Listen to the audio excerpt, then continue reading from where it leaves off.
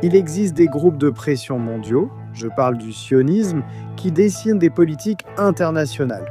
Nous le voyons avec Trump. Trump et bien sûr les États-Unis ne voulaient pas entrer dans cette guerre. Elle a été entraînée par le pouvoir de ces groupes de pression sionistes, en l'occurrence d'Israël.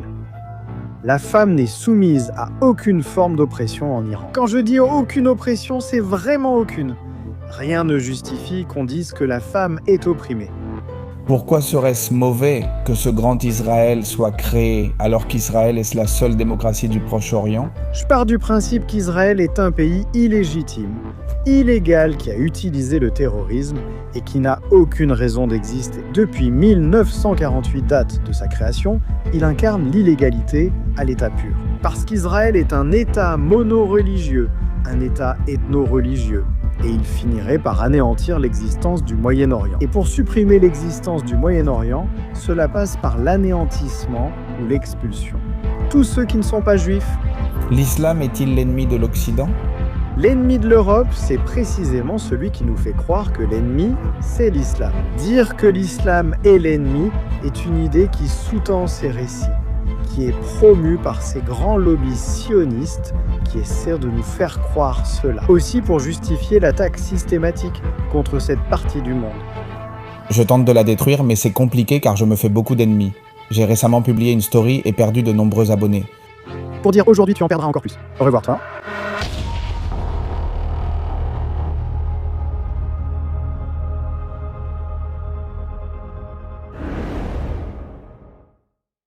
Bonsoir mesdames et messieurs et bienvenue dans un nouvel épisode de La Factoria. Aujourd'hui, nous avons l'immense plaisir d'accueillir Carlos Paz, historien spécialiste de l'islam. Personnage très polémique et, comme nous en parlions hors caméra, avec un engagement fort envers la vérité. Et la vérité ne fait pas de prisonniers et bien souvent, elle ne plaît pas en général. Comment vas-tu Carlos? Comment ça va? C'est un immense plaisir de t'avoir ici. C'est un plaisir d'être avec toi. J'ai répondu sans hésiter à ton appel. Je pense que cette émission sera un engagement envers la vérité. Voyons ce que cela donnera. Avant tout, j'aimerais, avant d'entrer dans les conflits actuels, dans les conflits passés, avant de faire une analyse approfondie de toute la problématique qu'elle subit. Pas exclusivement le Moyen-Orient, car cela s'étend à des problèmes dans le monde entier. Qu'est-ce qui t'a poussé à t'y intéresser? Comment en es-tu arrivé à ce niveau d'expertise dans tout ce conflit? Eh bien, au final, si je me suis mis à analyser les questions du Moyen-Orient, c'est parce que dès le début, dès ma jeunesse, j'ai étudié la philologie arabe. Et la révolution m'a profondément marqué. J'ai déjà plus de 50 ans, je me rapproche déjà plus des 60 que des 50. Mon premier souvenir, c'est la révolution islamique. Comment elle a surpris le monde, cette partie du monde m'a attiré. Je me suis intéressé à l'Irak de Saddam Hussein, alors que je n'avais qu'une vingtaine d'années, mais surtout, le point de départ qui m'a plongé dans l'analyse du Proche-Orient, c'est la guerre en Syrie. En 2011, nous recevons des nouvelles de ce qui s'y passe. Je comprends que les choses ne sont pas telles qu'on nous les raconte et je pars pour la Syrie. Je pars pour la Syrie, je découvre ce qu'est le Proche-Orient, le Liban, la Syrie, la Jordanie, la Palestine. J'avais déjà fait un voyage en Turquie, mais pour d'autres raisons, et je tombe amoureux de cette partie du monde.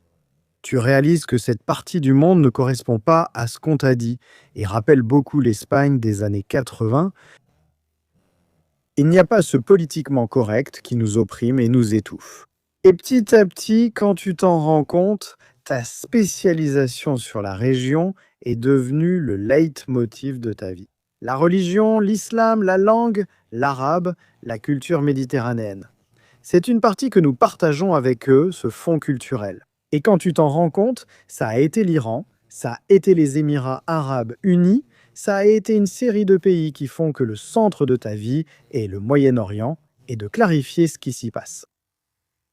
D'accord, je veux te poser une question. Tu es tombé amoureux de la culture, tu es tombé amoureux, tu as même étudié les origines de l'islam, mais tu es catholique, n'est-ce pas? Je suis chrétien, Pas catholique? je suis baptisé, culturellement je suis catholique. Les Espagnols sont de culture catholique. C'est un élément qu'on ne peut pas extraire de notre nature. Mais il y a une telle symbiose avec cette partie du monde que, en connaissant les communautés chrétiennes originelles de Palestine, de Syrie, du Liban, eh bien, je me sens plus proche. Peut-être À la pensée, ce sont, des différences purement théologiques, non? Sur ce qui arrive après la mort, le jugement dernier, tout cela, mais je me sens presque davantage chez moi. Avec l'église syriaque orthodoxe, qui est l'église fondée par Pierre, Saint Pierre, après celle de Jérusalem, c'est celle qui forme celle d'Antioche. Et ce seraient des discussions théologiques? Je n'ai aucun problème à dire que je suis catholique, mais aujourd'hui, je me sens plus proche des églises chrétiennes originelles que du catholicisme lui-même. Carlos, aujourd'hui, le monde entier est confronté à une situation assez complexe. La première chose dont je veux parler avec toi, ensuite nous pourrons analyser l'Irak de Saddam Hussein, puis nous pourrons analyser la Libye, Kadhafi. Qu'ont-ils en commun? Je veux que l'émission soit longue, car il y a trop de sujets à traiter. Mais aujourd'hui, nous vivons un problème très grave dans le détroit d'Ormuz, un problème très grave avec la tentative de domination du dollar.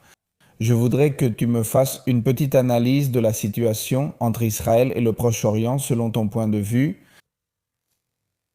Au final, tu veux savoir pourquoi cette guerre a lieu. Il faut partir du principe que depuis la création de la République islamique, avec la révolution islamique en 1979, l'Iran est devenu une partie de l'axe du mal, ce que George Bush a ensuite appelé l'axe du mal. Tous les maux du monde s'incarnent en Iran, mais cela a une explication. Pour expliquer pourquoi tout cela se produit, c'est parce qu'en Iran, depuis ce moment-là, ce qui s'était passé quelques décennies auparavant. Mais je ne vais pas remonter aux années 50 lorsque Mohammad Mossadegh, le premier ministre d'Iran, sous le premier Shah Pahlavi, en 1953, nationalise les ressources. À ce moment-là, une opération est organisée par les services de renseignement britanniques, le MI6, la CIA américaine et les Israéliens, pour le renverser. Et pour que le deuxième Shah, Reza Pahlavi, revienne au pouvoir. La question était la nationalisation des ressources. Pourquoi? Parce que l'Occident ne peut pas tolérer qu'il y ait un pays dans le monde, surtout dans la région dont nous parlons, qui ait la souveraineté sur ses ressources.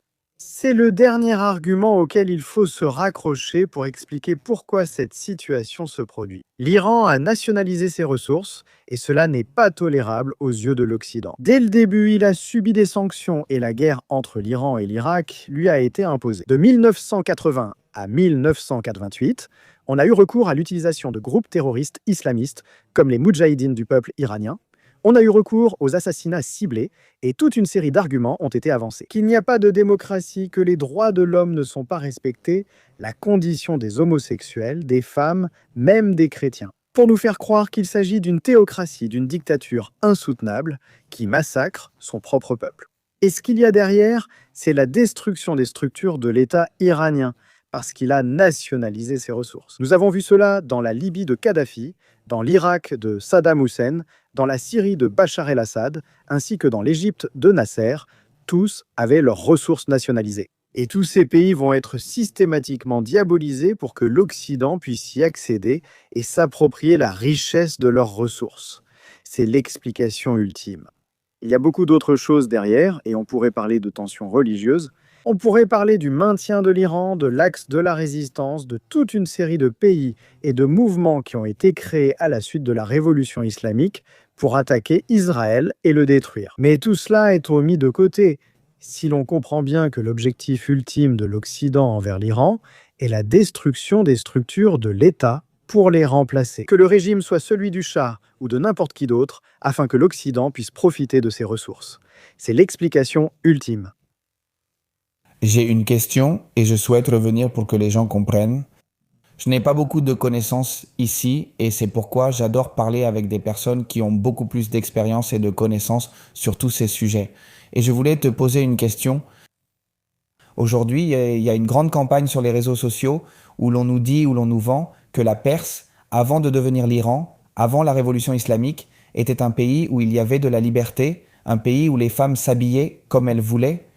Et cela est assez convaincant aux yeux du public. Comment analyses-tu cela, le régime qui existait avant la révolution islamique? Et penses-tu que la révolution islamique a été positive ou négative pour l'Iran?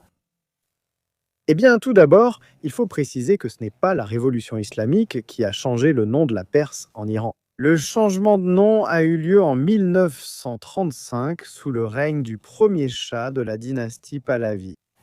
Et En reconnaissance et en remerciement à l'Allemagne nazie. Ça commence déjà mal. Cela a été fait en avril 1935, coïncidant avec l'anniversaire d'Adolf Hitler, puisque l'Iran signifie la terre des Aryens. Cela dit, on affirme souvent à tort que la révolution islamique a changé le nom. Ce que j'avance est facilement vérifiable sur Internet. La situation de la femme et de la société en général après la révolution islamique est très claire. À l'époque du Shah, on nous montre toujours ces photos de femmes en mini-jupe. Eh bien, cela concernait la haute société d'Iran lors de fêtes privées ou des personnes très spécifiques, des classes riches, aisées d'Iran qui s'habillaient ainsi. La société iranienne n'était pas comme ça, encore moins dans les zones rurales. Mais au-delà d'une photo d'une fille en mini-jupe, je m'intéresse aux faits. Les données sur l'alphabétisation, les données sur la pauvreté, les données sur la mortalité infantile, les données sur l'accès de la population à l'université. Toutes ces données s'améliorent nettement et connaissent un tournant majeur avec la révolution islamique. L'analphabétisme aujourd'hui est pratiquement anecdotique dans des zones rurales très spécifiques. La femme a accès à toutes les professions possibles et imaginables. La mortalité infantile a été réduite à des niveaux tout à fait comparables à ceux de l'Occident. Toute une série de données sociales, y compris le taux de mortalité lui-même.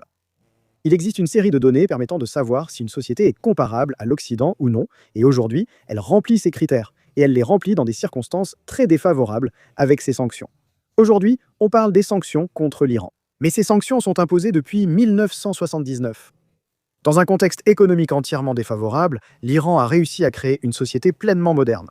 Et la seule chose à laquelle ils peuvent se raccrocher en utilisant ces photos dont tu parles, c'est l'imposition du hijab. D'un foulard qui n'a pas besoin de cacher les cheveux, mais qui doit simplement couvrir la tête. Et qui, de fait, depuis de nombreuses décennies, au moins 2 décennies, finit simplement par être un foulard autour du cou.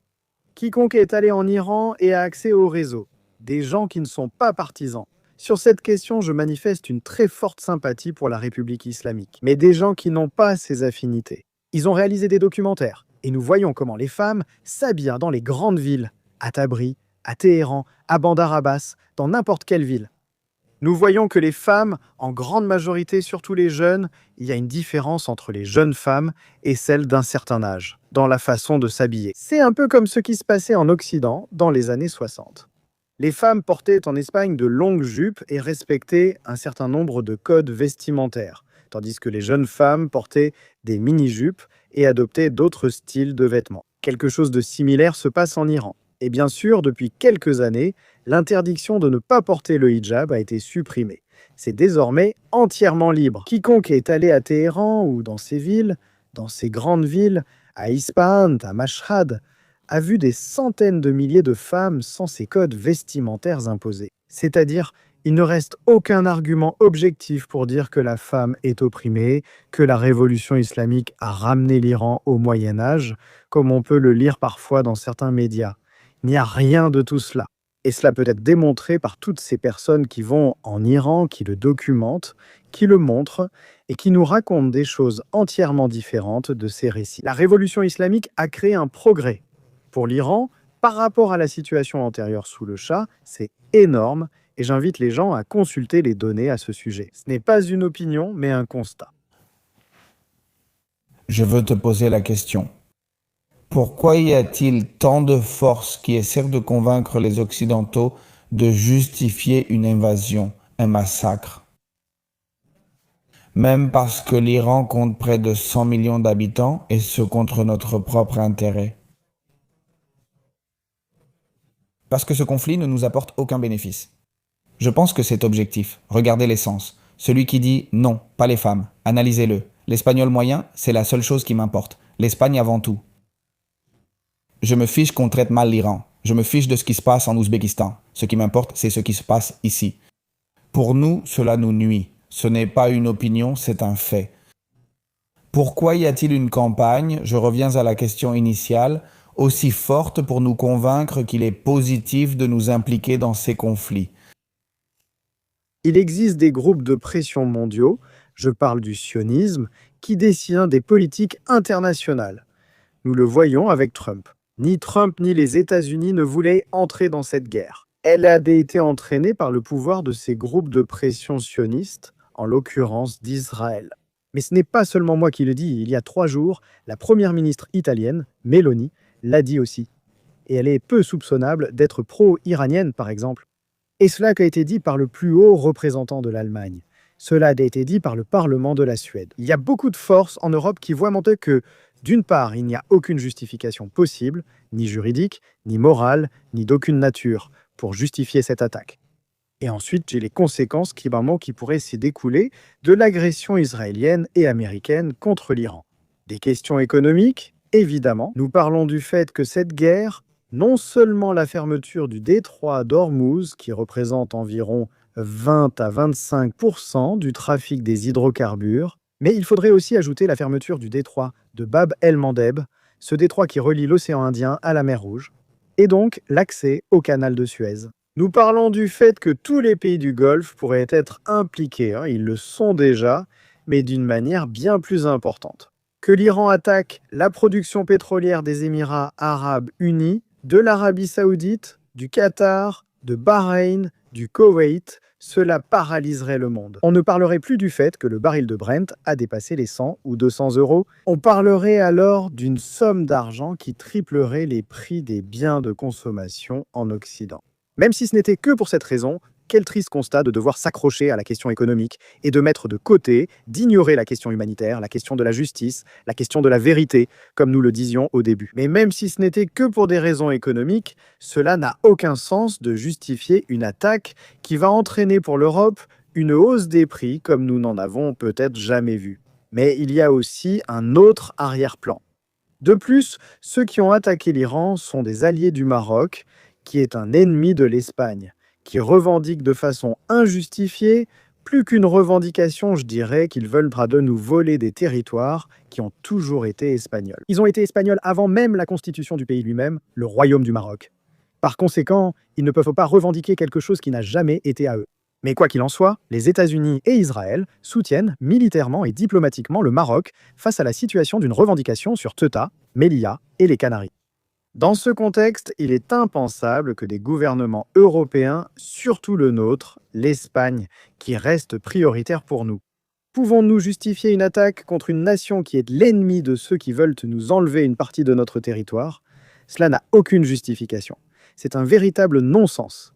Et tu demandes, pourquoi cela se produit-il? À cause de la pression de ces groupes sionistes. Le sionisme contrôle ouvertement la politique américaine. Déjà aux États-Unis, non seulement au sein du Parti démocrate, mais aussi au sein du Parti républicain, au sein de cet amalgame indéfinissable qu'était le MAGA, au sein du cercle le plus proche de Donald Trump, il y a déjà de nombreuses voix. Le responsable de la lutte antiterroriste a démissionné, précisément à cause de cette question. Il y a eu de hauts gradés militaires américains qui ont démissionné ou ont été démis de leurs fonctions parce qu'ils ont déclaré que cette guerre n'a aucun sens et qu'elle va à l'encontre des intérêts du peuple américain lui-même. Voilà la situation, mais le pouvoir de ces groupes de pression est tel que, bien sûr, les États-Unis, Donald Trump, pour une raison que j'ignore, je ne veux pas entrer dans les détails. Nous pensons tous à la question de l'île d'Epstein et à ce genre de choses. Mais que ce soit pour cette raison ou pour d'autres, la réalité était que ces groupes de pression israéliens ont entraîné les États-Unis et Donald Trump, logiquement, et ils veulent entraîner de nombreux acteurs de la région, ainsi que l'Europe elle-même. Le coup a mal tourné. La France et le Royaume-Uni ont soutenu dans un premier temps une attaque contre l'Iran parce qu'ils ont cru à la propagande sioniste elle-même qui disait que cette guerre allait se terminer en 48 heures ou à l'autre. Quand ils ont vu que ce n'était pas le cas, la France elle-même, qui avait envoyé le porte-avions Charles de Gaulle à propulsion nucléaire, l'a retiré. De même, le Royaume-Uni. L'Europe n'a rien à gagner et beaucoup à perdre dans ce conflit. C'est très important pour que les gens comprennent cela au sein de l'islam. Je change de sujet, cette analyse ayant déjà été faite ici avec Ruben. Je veux que les gens comprennent un peu que l'islam n'est pas quelque chose d'homogène. L'Iran est une théocratie chiite, c'est vrai?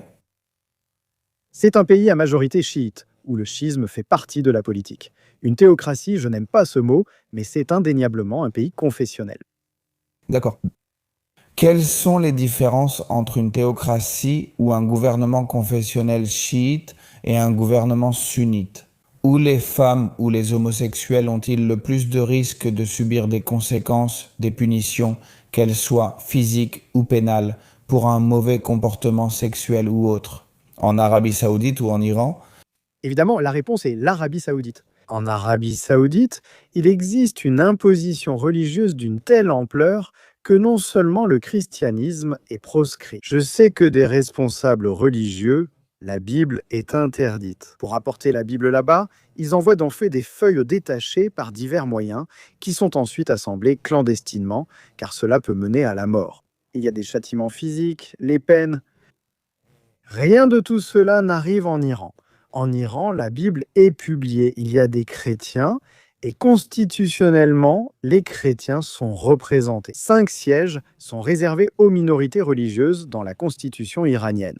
Et cela est réellement appliqué, de telle sorte qu'un siège est réservé aux juifs, un autre aux zoroastriens et 3 aux chrétiens. Ils ne sont pas catholiques.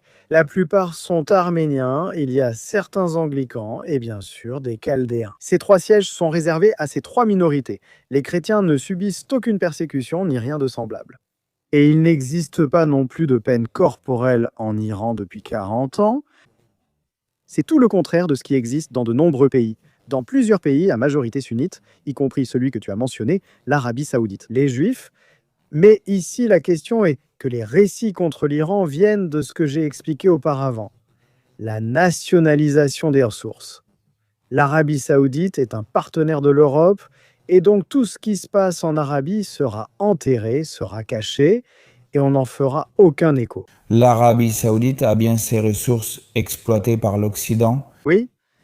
Et à ce propos, j'aimerais aborder une question, c'est que tout l'islamisme, la partie de l'islam qui est l'islam politique que nous connaissons, qui a donné naissance à tous ces groupes terroristes, tout l'islamisme, que ce soit les groupes terroristes eux-mêmes ou ceux qui les soutiennent, comme c'est le cas de l'Arabie saoudite sur le plan économique, ils sont ultra-libéraux.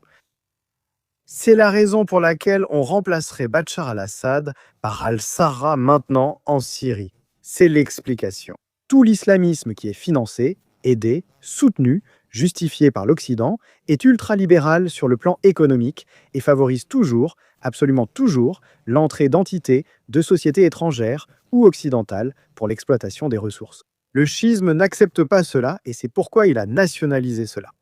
L'Arabie saoudite, bien sûr, puisque dès le premier instant, depuis la constitution du royaume d'Arabie saoudite par la famille Saoud, c'est un pays dont le nom de la famille royale donne son nom à la nation. Regardez, ce n'est même plus une théocratie, c'est carrément un domaine privé. Dès le premier instant, l'Angleterre et les États-Unis ont laissé la famille Saoud constituer l'Arabie saoudite, à une condition que le paiement du pétrole se fasse en dollars. C'est l'une des pierres angulaires du maintien de la survie du dollar. Nous pouvons approfondir ce sujet pour mieux le faire comprendre.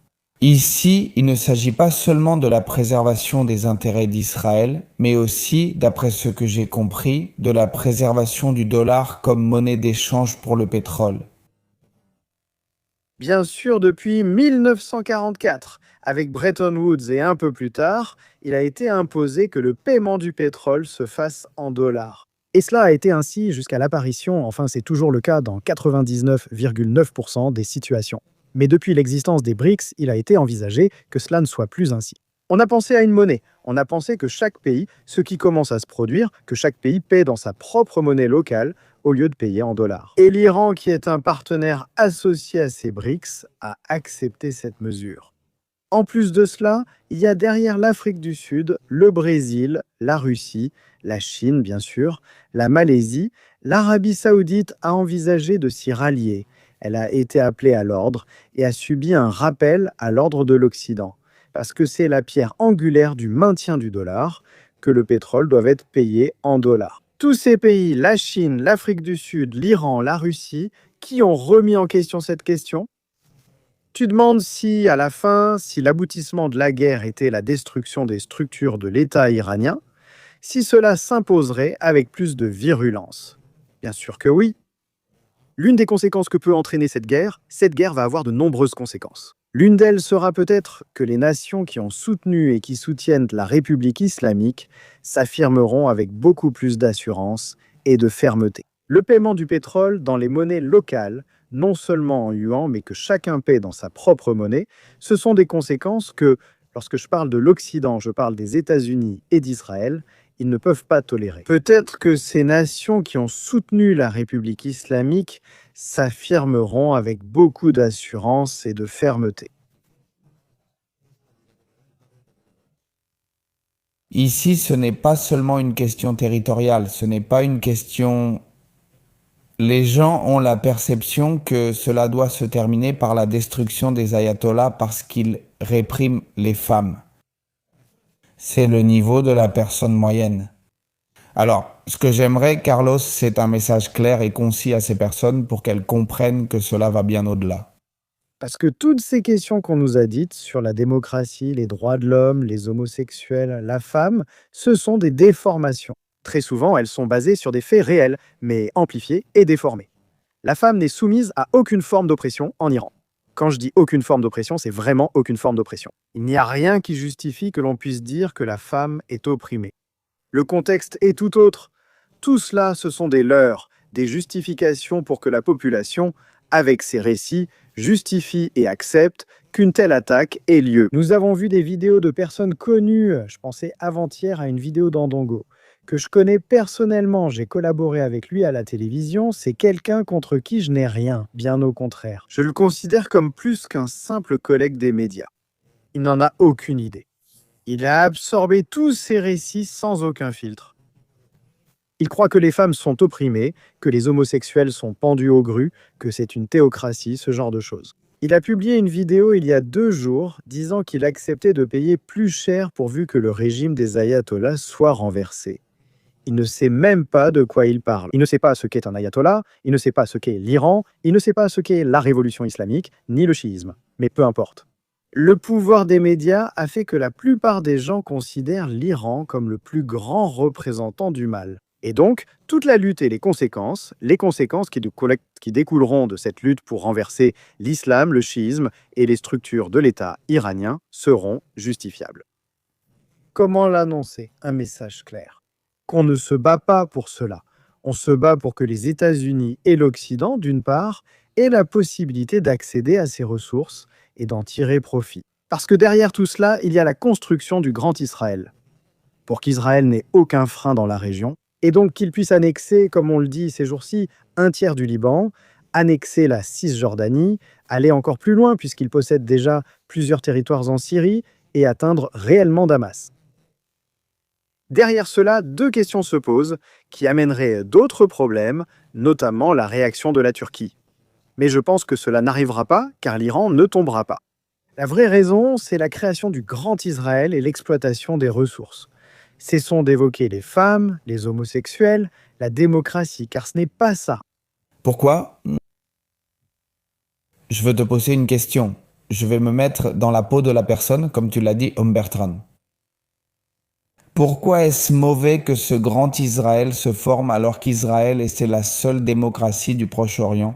C'est le seul endroit où les droits des homosexuels sont respectés. C'est le seul endroit où la femme peut voter, s'engager. C'est cette rhétorique-là. Je veux que tu me justifies pourquoi ce serait mauvais que l'Iran tombe. Pourquoi ce serait mauvais qu'à la fin se forme le grand Israël. Parce que les valeurs judéo-chrétiennes doivent prévaloir. Ça, ce serait pour avoir une bonne note après. Ironie mise à part. Tout le monde qui me connaît sait que non. Eh bien... Commencez par dire qu'Israël n'est pas la seule démocratie de la région. Tous les pays qui l'ont historiquement entouré, le Liban, la Syrie, la Jordanie et l'Égypte, ont été des démocraties. Ils ont eu des parlements, des partis politiques, des élections, une constitution, et ainsi de suite. Je mets sérieusement en doute qu'Israël soit une démocratie. Et la constitution de ce grand Israël, je pars du principe qu'Israël est un pays illégitime, illégal, qui a utilisé le terrorisme et qu'il n'a aucune raison d'exister. Depuis 1948, date de sa création, il incarne l'illégalité faite État, qui conserve 17 directives des Nations Unies où on leur ordonne d'arrêter de voler l'eau, de pratiquer la ségrégation, de commettre des génocides et ce genre de choses. L'élargissement de ce micro-espace qu'est Israël, l'entité sioniste, à une sphère beaucoup plus grande, sera l'élargissement de toutes ces choses qui l'ont faites depuis 1948. En ce moment même, au Liban, dont on ne parle pas beaucoup à cause de la situation en Iran qui éclipse tout, on pratique un génocide. 700 000 personnes ont été déplacées. Le nombre de morts, je ne sais pas s'il dépasse déjà 2000 ou 3000, et on attaque les chrétiens à l'intérieur du territoire d'Israël aujourd'hui. Quand on parlait des chrétiens en Iran, il n'y a eu aucun communiqué d'aucune église, ni arménienne, ni évangélique, ni chaldéenne. Pas même l'église orthodoxe contre la situation des chrétiens en Iran. Mais il existe plusieurs communiqués de plusieurs patriarches orientaux concernant la situation des chrétiens. Les chrétiens seraient balayés de ce grand Israël, comme ils sont en train d'être balayés du Liban, de la Palestine et même du sol israélien lui-même. Ainsi, la création d'un espace beaucoup plus vaste serait le développement de ces politiques dans un espace beaucoup plus grand. Quand nous parlons du Grand Israël, nous parlons de l'Euphrate au Nil, qui est le rêve chimérique des gens. Nous parlons de la moitié de l'Irak, de toute la Syrie, de tout le Liban, de toute la Palestine, de toute la Jordanie, d'une partie de l'Arabie saoudite et d'une partie de l'Égypte. Ce serait une absurdité monumentale. Mais en plus, si cela ne suffisait pas, ce serait la fin du Moyen-Orient. Le Moyen-Orient, c'est autre chose.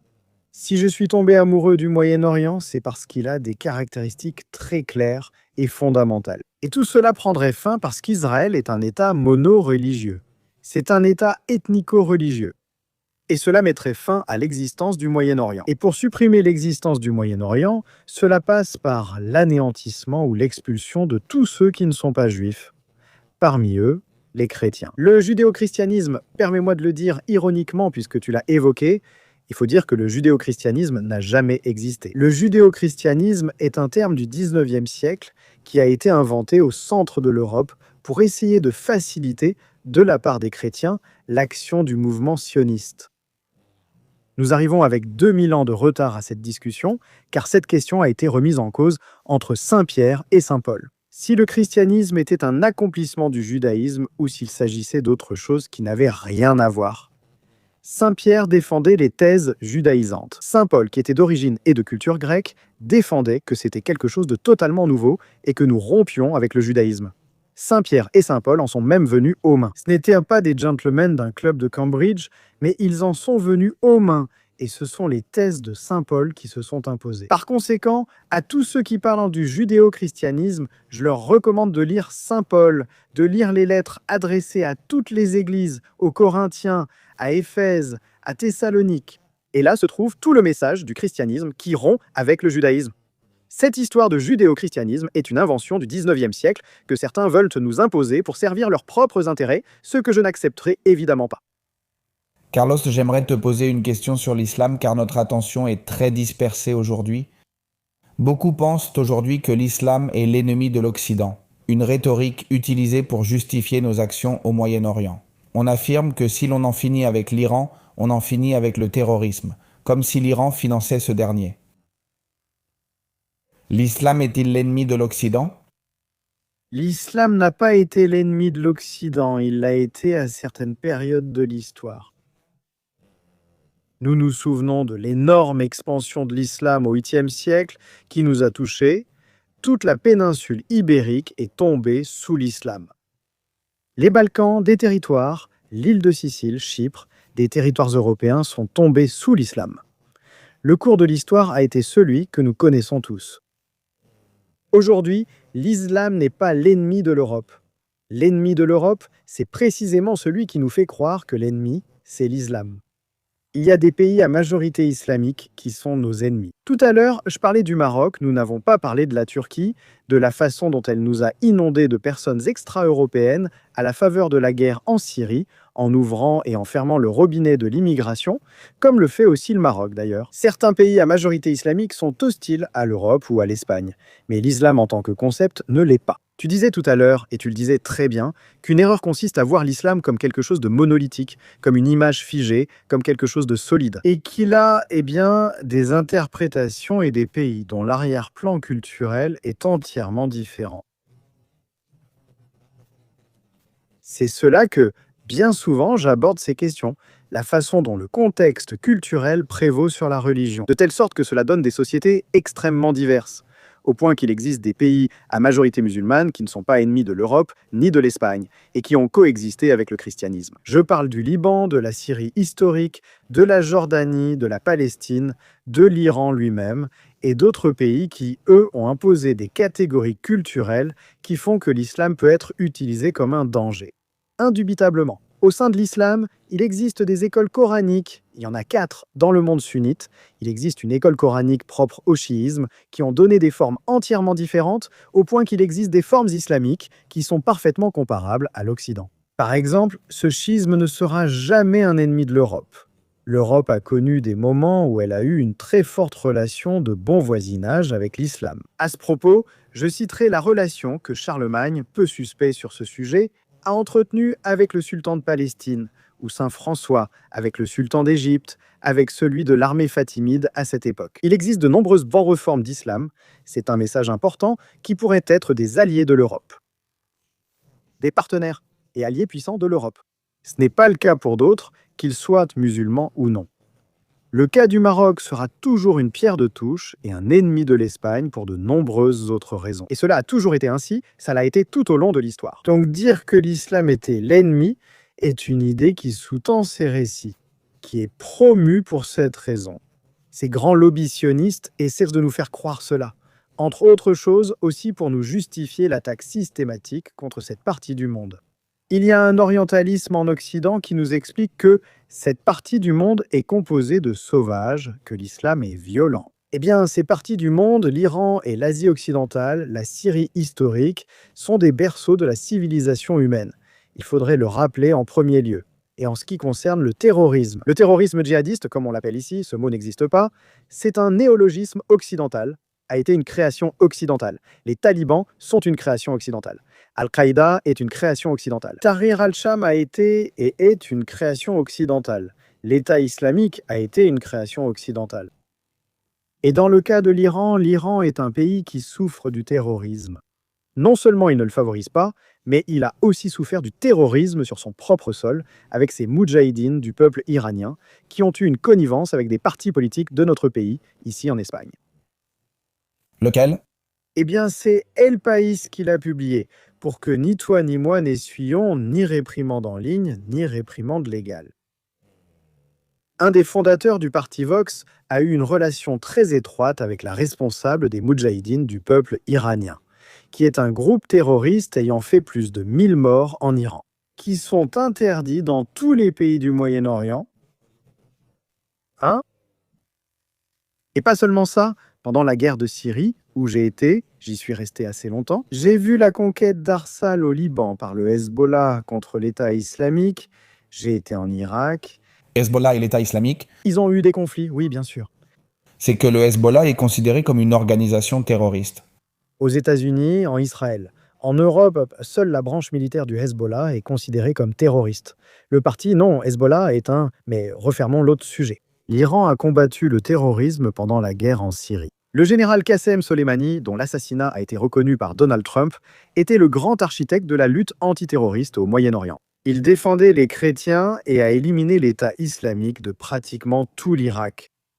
Ceux qui ont combattu et souffrent du terrorisme, c'est l'Iran. Ceux qui financent et paient le terrorisme, c'est l'Occident.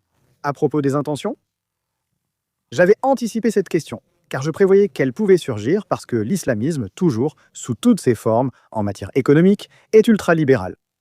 Dans la guerre en Syrie, il importait de détruire les structures de l'État baasiste de Bachar el-Assad. D'accord. Quand tu parles d'islamisme, tu fais une distinction claire avec... oui. L'islam est la religion. Quelles sont ces deux différences? L'islam est la religion que nous connaissons tous, d'une manière ou d'une autre, plus ou moins. Nous savons qu'elle existe. Et l'islamisme est une interprétation qui provient d'une école sunnite très précise, qui est l'école hanbalite. Il y a 4 écoles. Salafiste, n'est-ce pas? Wahhabite. Le salafisme. Sur cette question, il y a aussi des malentendus. Le salafisme, c'est une chose. Le salafisme serait le retour aux origines, aux fondateurs. Cela a existé dans toutes les religions, surtout les monothéistes. Les franciscains, d'une certaine manière, représentaient le retour aux origines du christianisme, à la pauvreté du Christ et à ce genre de choses. Le salafisme, c'est le retour aux origines, vivre comme Mahomet a enseigné qu'il fallait vivre en islam. Cela en soi n'implique aucun problème et n'a rien de pernicieux. Ce qui se passe, c'est que l'interprétation de l'islam, des textes coraniques de manière littérale, décontextualisée et rigoureuse, a conduit à la création d'une école propre au sein de l'islam, qui est chez l'école Hanbalite. Celle-ci a donné lieu à une interprétation de cette école, entre les mains de Wahhab au XVIIIe siècle, qui a mené à ce que nous connaissons aujourd'hui sous le nom de wahhabisme, issu de cette branche. Et cela serait l'une des branches de l'islamisme, l'imposition d'un islam décontextualisé, rigoureux et littéral. Dans ce contexte, une interprétation de l'islam par la confrérie des frères musulmans, née en Égypte dans les années 1920, s'est aussi répandue, qui a pour objectif, tout comme le wahhabisme, l'imposition d'un islam très précis, rigoureux et décontextualisé. Le wahhabisme se distingue des frères musulmans par son recours systématique à la violence. Le wahhabisme est à l'origine de tous ces groupes terroristes que j'ai mentionnés auparavant, l'État islamique, Al-Qaïda, etc. Et la confrérie des frères musulmans accepte le jeu démocratique. La confrérie des frères musulmans, dont le but est l'instauration d'une charia très stricte et précise. Elle utilise le jeu démocratique, crée des institutions de bienfaisance, fonde des partis politiques. Ce sont les partis politiques qui existent en Europe et en Espagne. Il existe des partis de la confrérie des frères musulmans qui acceptent le jeu démocratique et essaient de s'imposer, mais qui, si jamais ils voient qu'ils ne peuvent pas s'imposer par la démocratie, utilisent la violence. Exactement de la même manière. En Syrie, ils ont essayé 2 fois, au Liban à quelques occasions, ils sont interdits en Russie, en Iran bien sûr, et maintenant même en Syrie, parce que ce qu'il y a en Syrie est encore plus grave que la confrérie des frères musulmans. Et c'est cela l'islamisme, l'islam politique. Dans n'importe quel livre d'islamologie, on l'appelle islam politique, c'est l'interprétation décontextualisée et rigoureuse de cette lecture du Coran, qui en plus se définissent comme des politiciens religieux et placent la politique avant la religion, c'est pourquoi on parle d'islam politique. Ils veulent imposer des choses que l'islam, comme religion, ne cherche pas à imposer. Revenons au Hezbollah. Je devais poser cette question. C'est-à-dire, c'est une rumeur. Il a eu des conflits avec l'État islamique lui-même, tout comme l'Iran. Bien sûr. Et la Syrie, c'est-à-dire, toute cette région a été en guerre constante contre l'État islamique. Et comment l'État islamique est-il apparu? Qui leur a donné des armes? Qui les a formés? Parce que bien sûr, quand on y pense à froid, on se demande comment est-il possible que ces gens se soient militarisés de cette façon? Pour cela, il faut beaucoup d'argent, beaucoup de ressources. Comment l'État islamique est-il apparu? Eh bien, d'une part, après avoir fait la distinction entre l'islam et l'islamisme, c'est l'islamisme qui porte atteinte à l'islam. On parle toujours ici de djihadisme et que cet islamisme a été créé pour attaquer l'Occident. L'islamisme veut imposer cette vision décontextualisée de l'islam. Et le grand ennemi, ce sont les musulmans eux-mêmes qui n'acceptent pas leur vision biaisée, rigoureuse et littérale. C'est pour cette raison, c'est pourquoi j'ai dit plus tôt que l'Iran a souffert de l'islamisme et du terrorisme. Le Hezbollah, le général Qassem Soleimani et toutes les forces chiites combattaient cet islamisme, bien sûr. Et pas seulement chiites, mais aussi celle de l'axe de la résistance. Il y avait aussi la Syrie d'Assad, qui n'était pas chiite. Et d'autres groupes. Est-ce que la Syrie dirigée par Assad était sunnite? Oui, la Syrie de Bachar al-Assad était laïque, mais c'était bien sûr un pays laïque, où il existait une pluralité religieuse absolue. Le christianisme avait une influence totale. Le président du Parlement, quand j'y suis allé, était chrétien. Les chrétiens faisaient partie de la société syrienne. Aujourd'hui, ce n'est plus le cas, grâce à l'Occident et à cet islamisme. Et tout cet axe de résistance lutte contre l'islamisme, parce qu'il voit dans cet islamisme une hérésie, et si quelqu'un est musulman, il doit voir cet islamisme comme une hérésie. Qui a fondé cet islamisme de l'État islamique ? Ce sont les États-Unis, la Grande-Bretagne, la France, Israël et la Turquie qui l'ont fondé. Ce sont essentiellement eux qui ont façonné ce monstre qu'a été l'État islamique. Rappelons-nous des vidéos où ils égorgeaient des chrétiens, où ils plongeaient des gens dans des cages, dans de l'huile bouillante, où ils mettaient une grenade dans la bouche des victimes, ce genre de choses. Tout cela, c'est grâce à l'Occident, pour détruire les structures de l'État syrien. La guerre en Syrie est très complexe, mais tous les intérêts de l'Occident et de l'Orient s'y sont retrouvés d'en haut et d'en bas, de la Turquie à la France, en passant par le Royaume-Uni, Israël, tous, l'Arabie saoudite, le Qatar bien sûr, pour détruire la Syrie et créer autre chose qui pourrait faciliter les grandes entreprises. Pour extraire ces ressources. C'est cela l'islamisme de l'État islamique. L'État islamique, ou du moins ce qui en reste aujourd'hui, d'une certaine manière une déformation de l'État islamique, c'est ce qui gouverne aujourd'hui la Syrie. C'était le souhait de l'Occident pour cette partie du monde. Et en ce moment, il y a un ancien membre d'Al-Qaïda, un ancien haut commandant d'Al-Qaïda là-bas, et il a cédé toutes les ressources de la Syrie, il les a données à l'Occident, et c'est pour cela que l'Occident ne dit rien, et maintenant nous nous taisons. Bien sûr, c'est l'explication. Et le niveau de tromperie auquel nous sommes soumis, Carlos? Eh bien, le niveau de tromperie est absolu. Rappelons-nous, pendant la guerre en Syrie, on disait que Bachar el-Assad attaquait sa population, sans préciser qu'il luttait aussi contre l'État islamique. il combattait l'État islamique. Ceux qui combattaient l'État islamique et qui étaient ses alliés, et je l'ai vu de mes propres yeux, c'était le Hezbollah.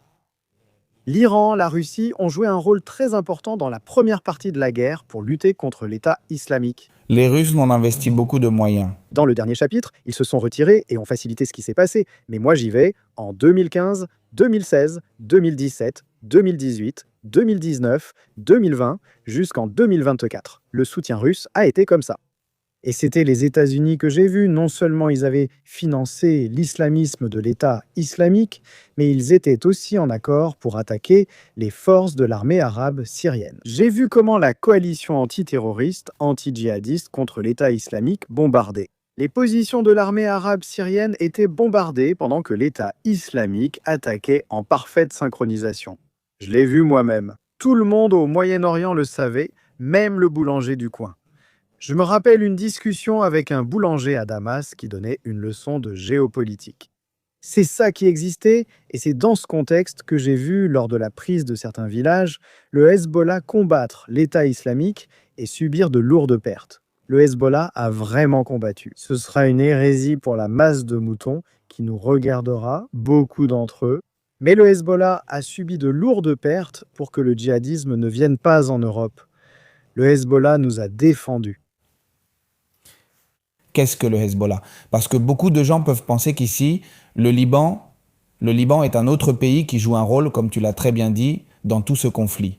D'après ce qu'on comprend, de nombreuses personnes, notamment beaucoup d'évangéliques, estimant que le peuple élu a des droits sur cette terre, trouveront cela très triste. Cela ne fera pas écho à ce qu'ils croient. La rhétorique, c'est qu'Israël a le droit d'exister et qu'Israël se bat pour l'Europe. C'est le bouclier de l'Occident. C'est la rhétorique.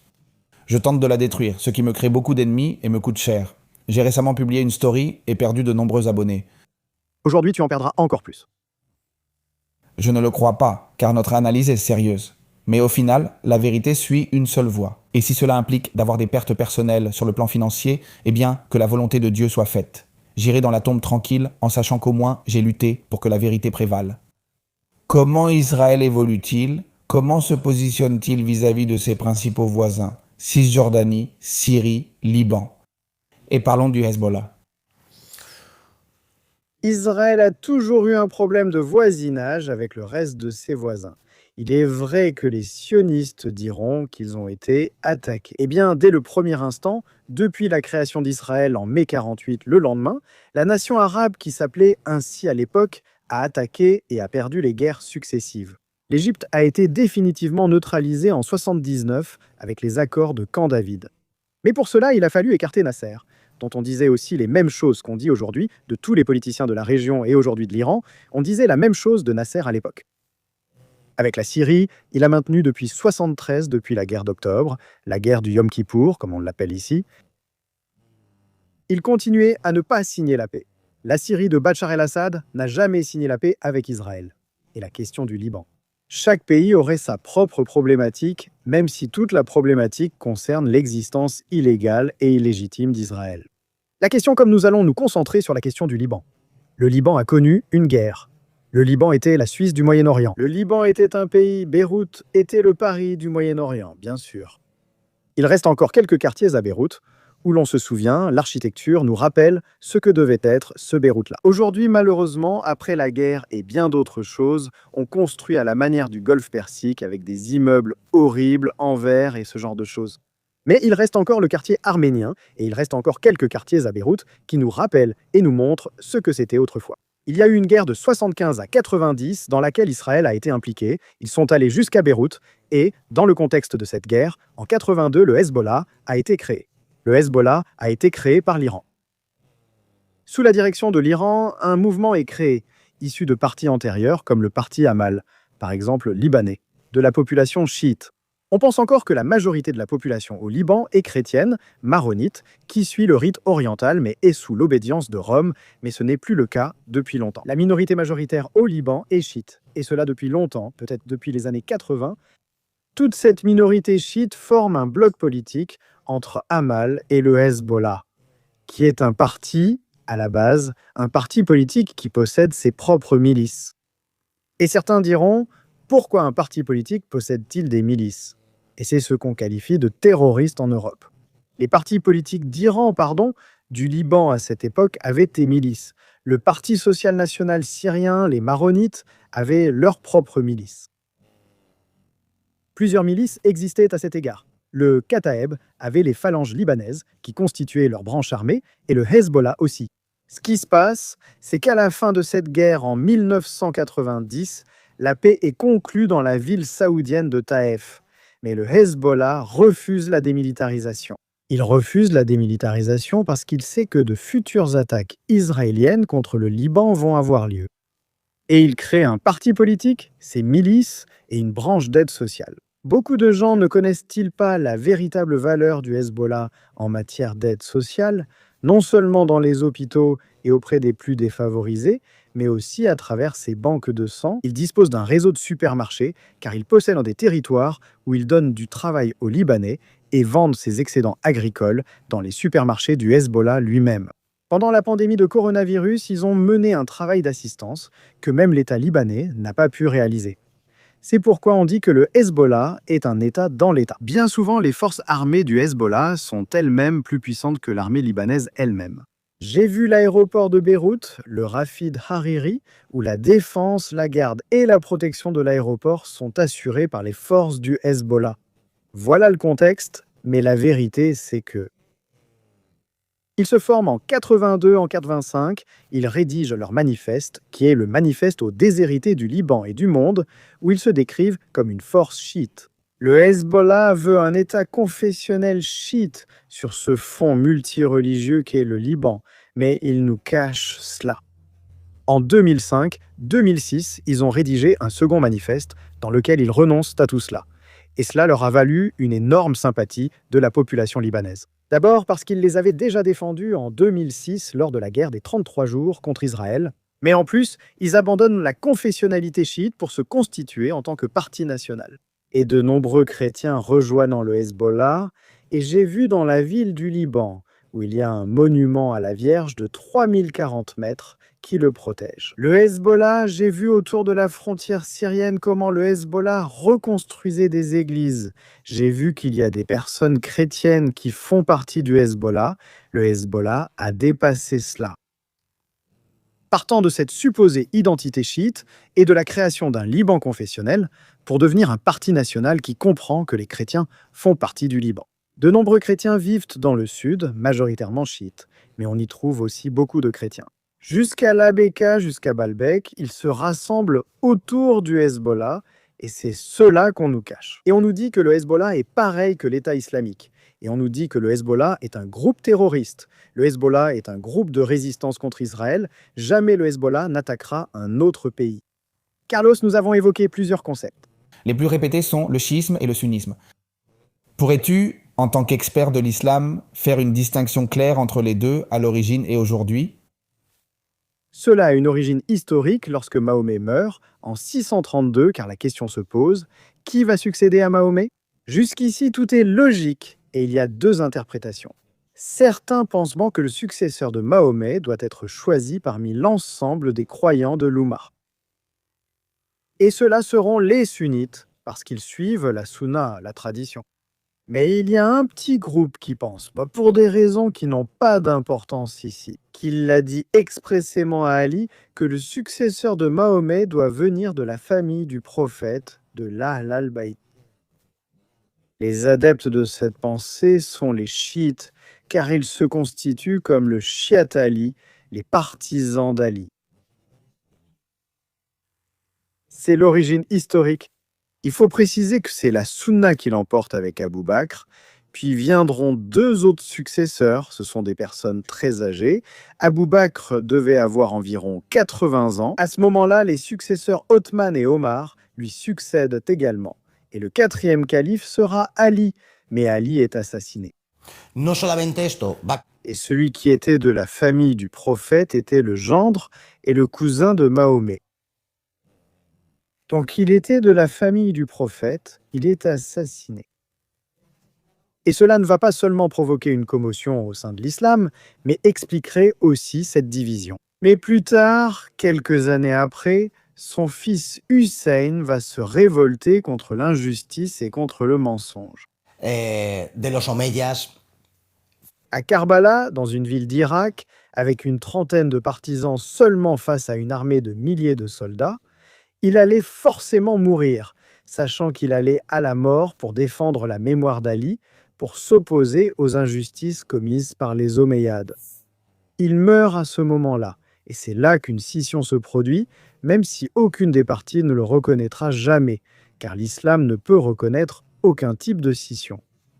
Est-ce que cette différence entre le chiisme et le sunnisme va déjà se produire de facto? Ces partisans d'Ali et de Hussein? Ils vont créer la première école coranique, l'école Jafari, puis viendront les autres interprétations sunnites, et ils vont élaborer leur propre corpus théologique, de telle manière qu'ils créent une proto-hiérarchie religieuse. Pourquoi? Parce qu'ils comprennent que, tandis que les sunnites se contentent de lire le Coran et que chacun en tire sa propre conclusion, les chiites estiment qu'il doit y avoir une personne qui dirige la communauté et qui leur explique le message de l'islam. Un peu comme l'Église catholique dans le christianisme ou l'Église orthodoxe. Algo parecido. Son D'où les ayatollahs, ceci pour Andongo et pour tous ceux qui ne savent pas ce qu'est un ayatollah. C'est celui qui interprète, c'est le rang suprême dans le chiisme, qui interprète le message de l'islam. Cela, de fait, provoque déjà une énorme rupture, un schisme, si l'on veut, ce serait plus correct de le dire ainsi. Et en plus, ils vont pouvoir expliquer n'importe quel phénomène. Dans cette situation pour le croyant, le sunnisme reste lié aux interprétations qui avaient été faites jusqu'à ce moment-là. Et je le dis parce que, par exemple, en le reliant à la question de l'Iran, c'est très important parce qu'ils abordent tout à partir du moment où la République islamique est constituée. Ils se demandent si le caviar est haram ou halal, s'il est permis ou non d'en manger, si les cinémas peuvent être autorisés. Et l'énergie nucléaire, et alors l'Iran, et le schisme?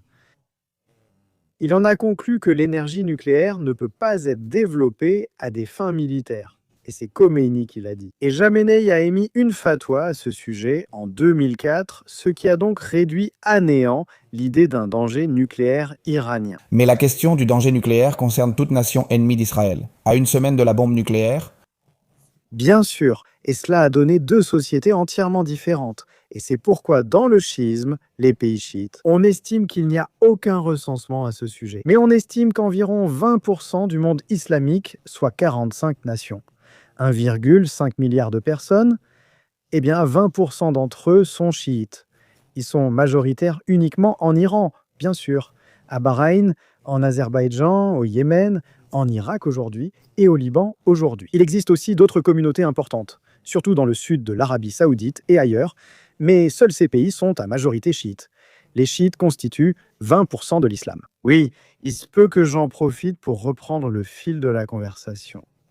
Il pourrait être un allié de l'Occident, car au final, on voit qu'en voyageant dans les pays chiites, le message et la pratique de la théologie chiite sont très proches du monde catholique, très différents de la pratique de l'Arabie saoudite, très différents de l'Afrique subsaharienne, très différents de l'Asie du Sud-Est. Ils ont donné naissance à une forme d'islam entièrement unique, comparable à l'Occident, soutenue par une tradition culturelle millénaire. N'oublions pas que l'Iran a 3000 ans d'islam et ce contexte culturel dont je parlais au début a filtré cet islam chiite, lui a donné une forme chiite, et pas seulement chiite, mais aussi un schisme perse. Si vous me permettez l'expression, qui est différente du schisme que l'on peut voir dans d'autres parties du monde. Par exemple, À titre de curiosité, au Liban, les femmes chiites portent des t-shirts et des mini-jupes.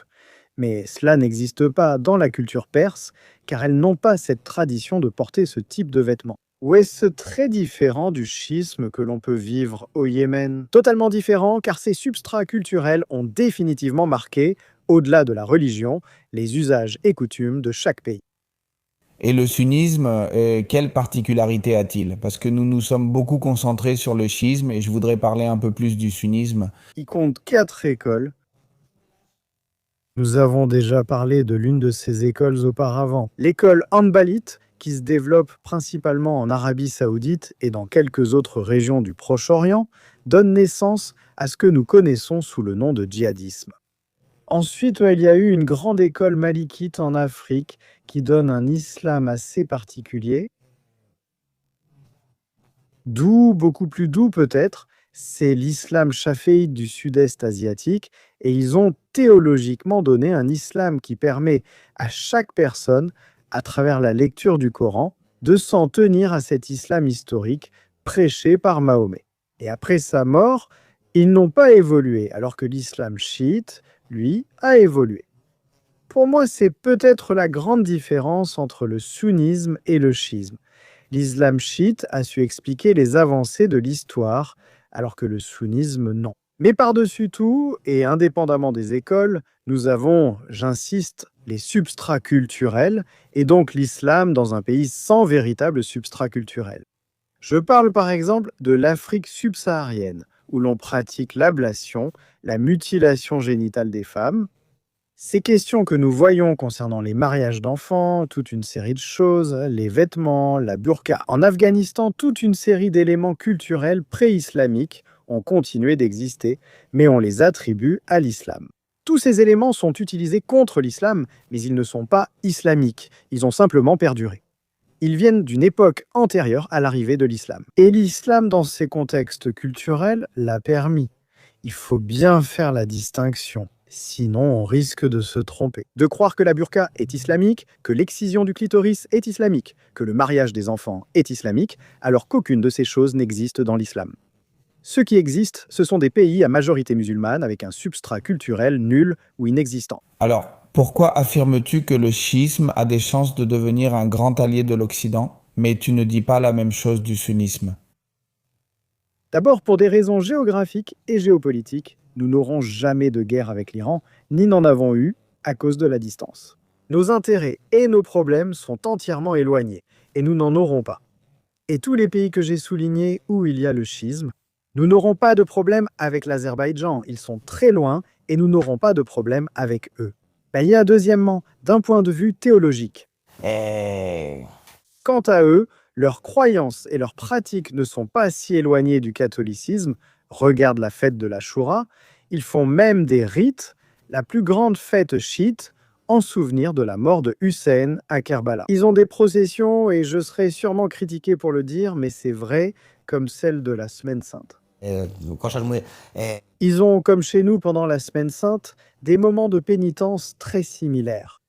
Notre vision du monde avec le schisme est similaire en ce qui concerne la question de la fin des temps. Pour eux, il doit revenir. Après Hussein, il y a eu d'autres califes, et le 12e s'est caché, il a disparu.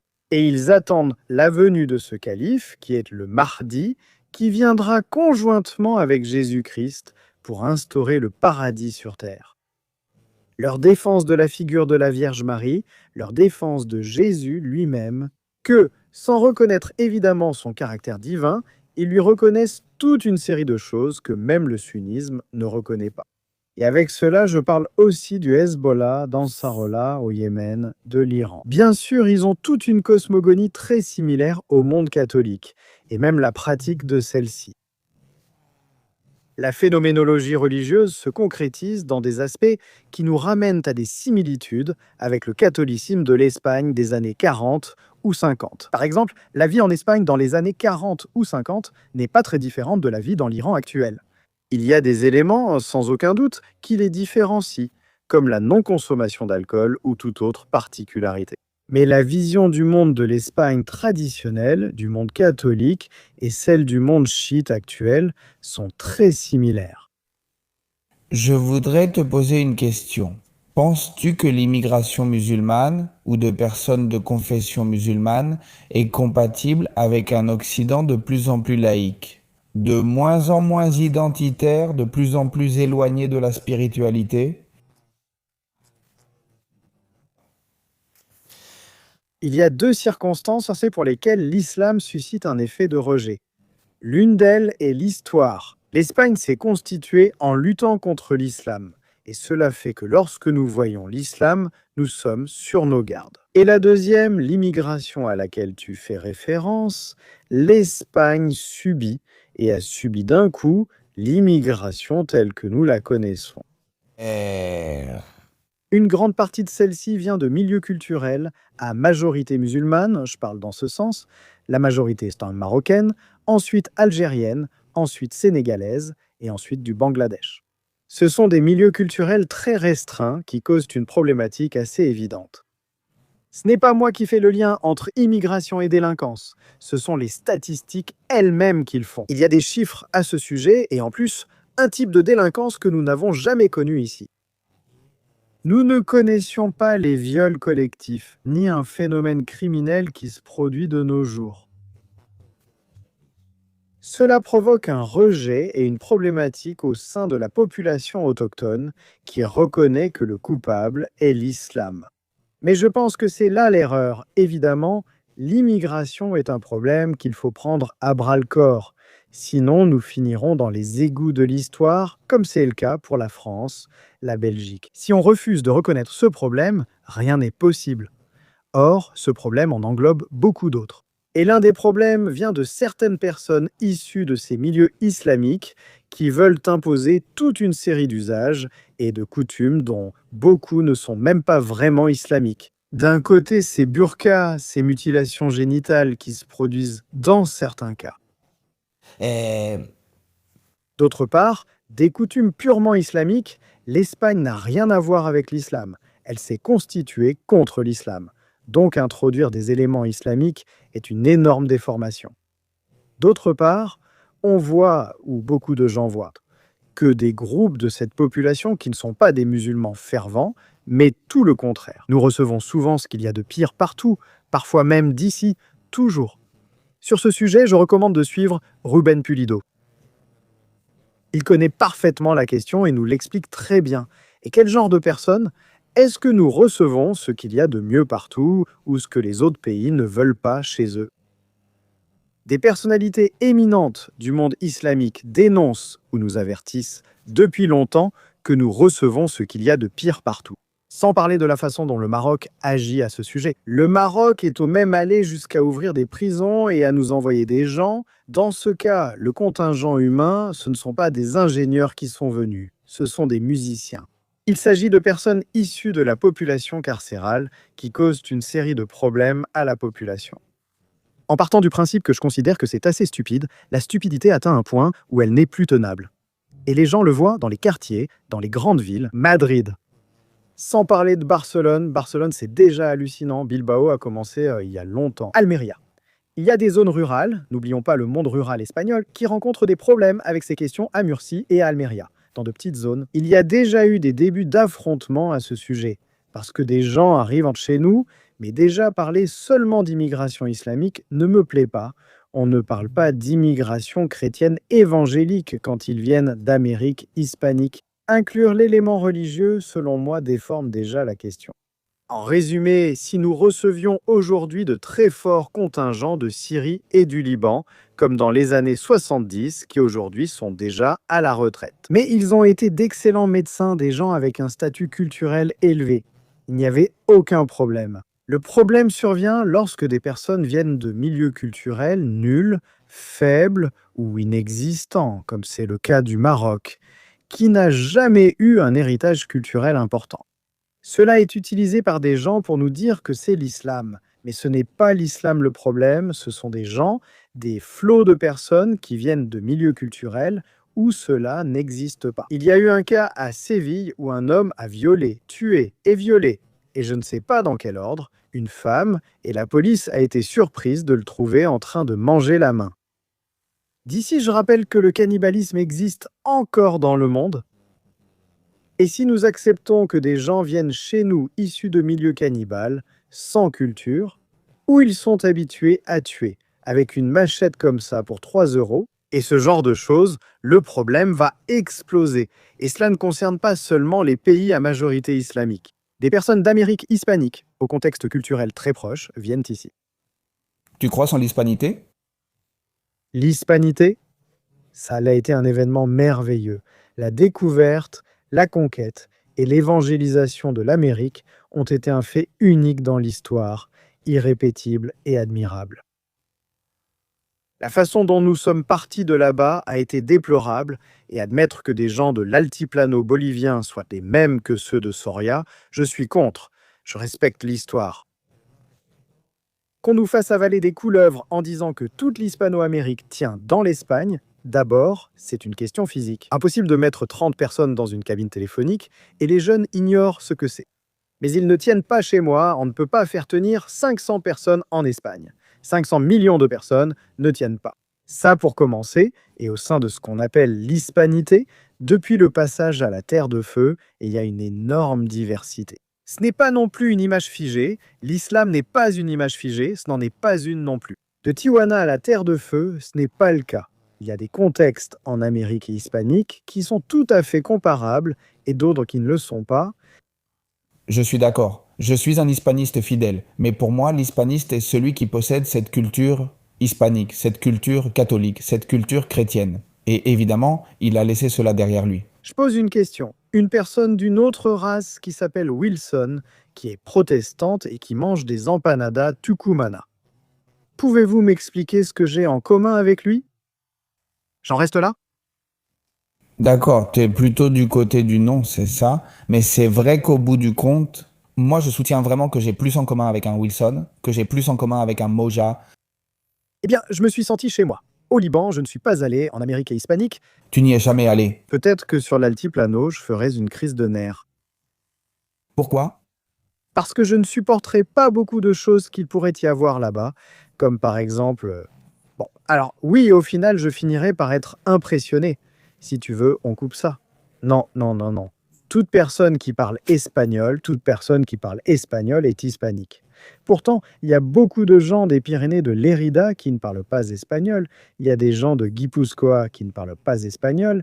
Et pour moi, ce sont des Espagnols. Donc la langue n'est pas la clé. Non, c'est un ensemble. Aux Philippines, personne ne parle espagnol. Ils ne font plus partie de l'hispanité.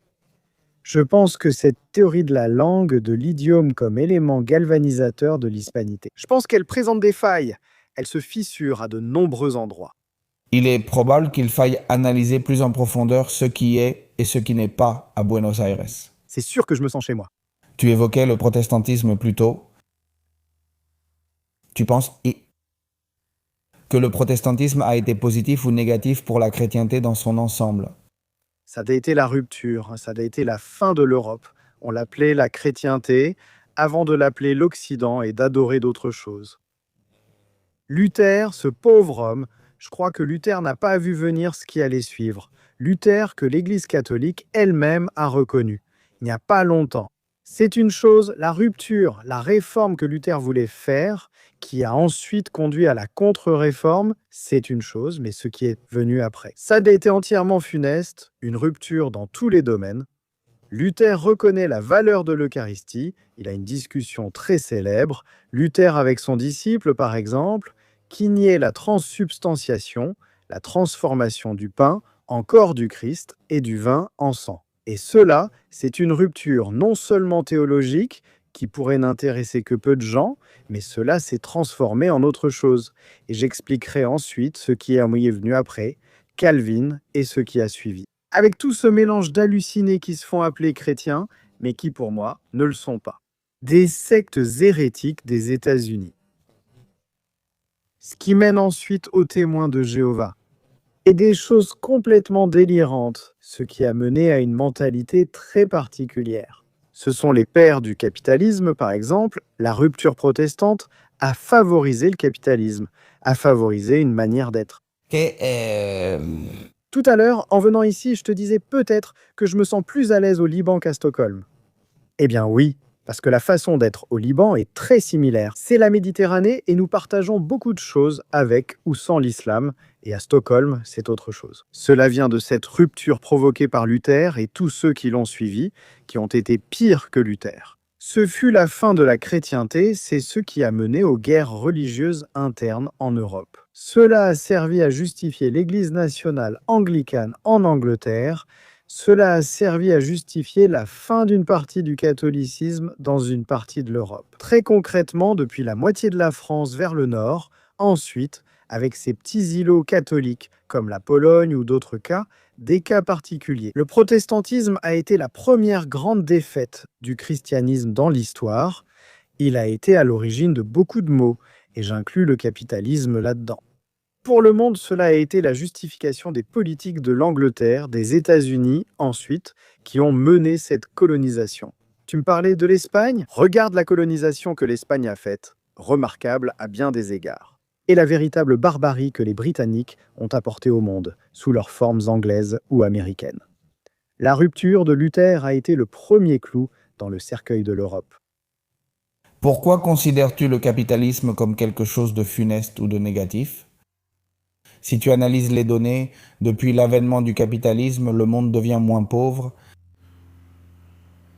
C'est-à-dire que depuis 100 ans jusqu'à aujourd'hui, la pauvreté a diminué progressivement. Ce sont des données. Il y a un fondement plus philosophique. Sur quoi te bases-tu pour faire cette affirmation? Et attention, c'est un gars qui te le dit, qui est de moins en moins capitaliste. C'est-à-dire que j'évolue, je ne m'affilie à aucune idée, mais je veux quand même te demander, qu'y a-t-il derrière cette affirmation? D'abord, il y a un piège sadducéen à l'origine. Bien sûr, je vis mieux que Jules César. Ce n'est pas dû au capitalisme, mais au temps écoulé et aux progrès réalisés. Des progrès matériels d'un côté, des avancées de toutes sortes, et l'homme le plus riche de l'Antiquité vit moins bien que moi. Moi, je ne vis pas spécialement bien, mais bon, tu vois ce que je veux dire. Un gars ordinaire, bien sûr. Le temps passe et j'ai de meilleurs vêtements que l'empereur Cyrus, et je peux voyager en avion à Tombouctou. Lui, il ne pouvait pas. Donc avec le temps, les gens vivent de mieux en mieux, rien que pour commencer. Deuxièmement, le capitalisme. Le fait que le capitalisme ait fait progresser au bout du compte l'humanité, c'est discutable. L'humanité a beaucoup progressé, donc il n'est pas nécessaire d'avoir le capitalisme pour avancer. Troisièmement, il y a un facteur qui me semble très important, c'est que cette forme économique que nous connaissons sous le nom de capitalisme fait abstraction de certaines questions humaines. Aujourd'hui, les grands pontes du capitalisme se moquent de la justice sociale. Je ne peux accepter aucun régime, aucune idée économique qui fait l'impasse sur l'aide aux plus faibles, ni philosophique, ni religieuse, ni d'aucune sorte. Elle laisse des millions de personnes à l'abandon.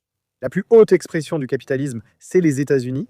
Ou cela a-t-il toujours été ainsi? Maintenant, peut-être on va me dire que c'est Singapour ou un des dragons asiatiques, ou bien il y aura un idiot comme Pereira ou des gens de ce genre pour me parler de ces choses-là. Mais ça a toujours été les États-Unis, et les États-Unis ont créé des poches de pauvreté horribles. Mère Teresa de Calcutta voyageant aux États-Unis, Mère Teresa de Calcutta. Pour les plus jeunes aussi, je vous rappelle que c'était une femme qui s'est consacrée à être avec les pauvres, parmi les pauvres, avec les plus pauvres. Les pauvres de l'Inde, les lépreux, les marginés, ceux déjà mourants. Pourtant, elle a été choquée par les poches de pauvreté aux États-Unis et l'a exprimé publiquement. C'est-à-dire que le capitalisme produit une richesse qui se concentre entre les mains de personnes bien précises, parfois de moins en moins nombreuses. Ce phénomène se produit, c'est un point de vue marxiste, et je ne suis pas marxiste. Je le précise d'emblée. Mais c'est une réalité et cela laisse de côté et exclut des millions et des millions de personnes. Alors, on dit souvent qu'il y a moins de pauvres aujourd'hui qu'il y a 80 ans. Selon le marxisme, ce serait un comble qu'il y en ait davantage. Avec le temps, logiquement, cette richesse qui accompagne essentiellement le passage du temps finit aussi par atteindre ses déshérités du monde. Mais ici en Espagne, ce phénomène se produit aussi. Je comprends que nous vivons dans un système capitaliste. Quelqu'un me dira, après avoir bu 7 Carajillo, que nous vivons dans un régime socialo-communiste, mais qu'ils dorment bien et ensuite on en reparlera. Et les différences économiques sont de plus en plus grandes. Bien plus grande qu'à l'époque où il existait un système mixte, si on veut, comme celui qui pouvait exister quand j'étais enfant.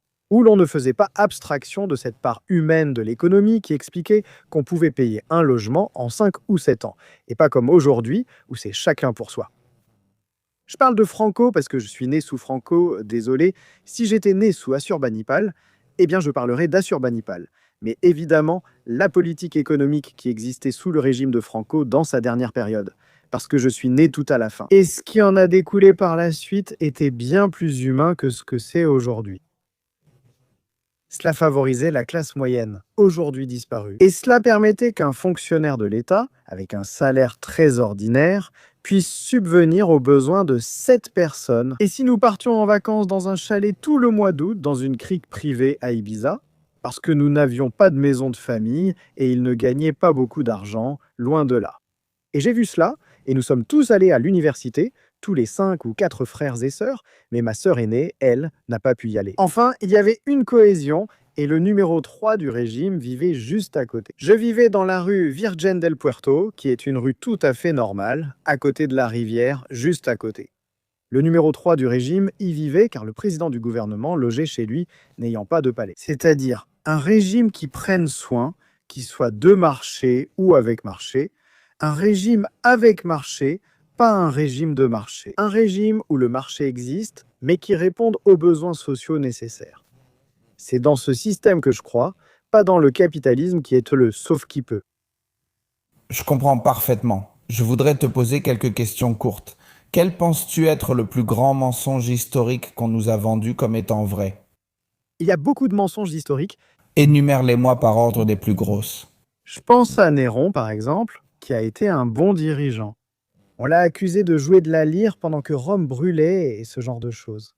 Non, pauvre homme, Richard Cœur de Lion, qui était un vrai misérable. Ils ont diffusé des films de Robin des Bois comme Le Grand Truc. Tu vois, n'est-ce pas? En parcourant l'histoire, on retrouve cela dans tous les domaines. Le XXe siècle est le moment où la propagande et les médias de masse sont utilisés pour tromper massivement et alors de grands mensonges apparaissent, tout au long de ce XXe siècle. Regarde ce qui se passe avec notre guerre civile et le régime de Franco lui-même. Qu'il y a maintenant une réinterprétation et que les médias sont utilisés pour nous raconter des choses que, nous qui les avons vécues, savons que c'est faux, mais il ne reste déjà plus beaucoup de gens comme nous, et ceux qui ont vécu la guerre, je crois qu'il n'en reste plus, alors ils peuvent nous raconter ce qu'ils veulent. La Seconde Guerre mondiale a peut-être été le sujet sur lequel on a le plus menti. C'est le sujet sur lequel on a déversé le plus d'ordures, le plus d'arrière-pensées, et le monde a vécu sur les mensonges de la Seconde Guerre mondiale pour justifier le monde qui est devenu après. C'est peut-être le sujet sur lequel on a raconté le plus de mensonges. Je voulais en discuter avec toi et faire le lien.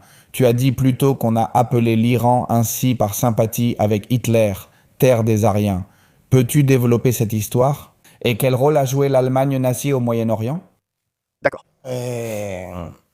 L'Allemagne a eu de très fortes sympathies au Proche-Orient. L'Allemagne actuelle ou l'Allemagne nazie, l'Allemagne en tant qu'État. Regarde, par exemple, à Damas, il y a la tombe de Saladin.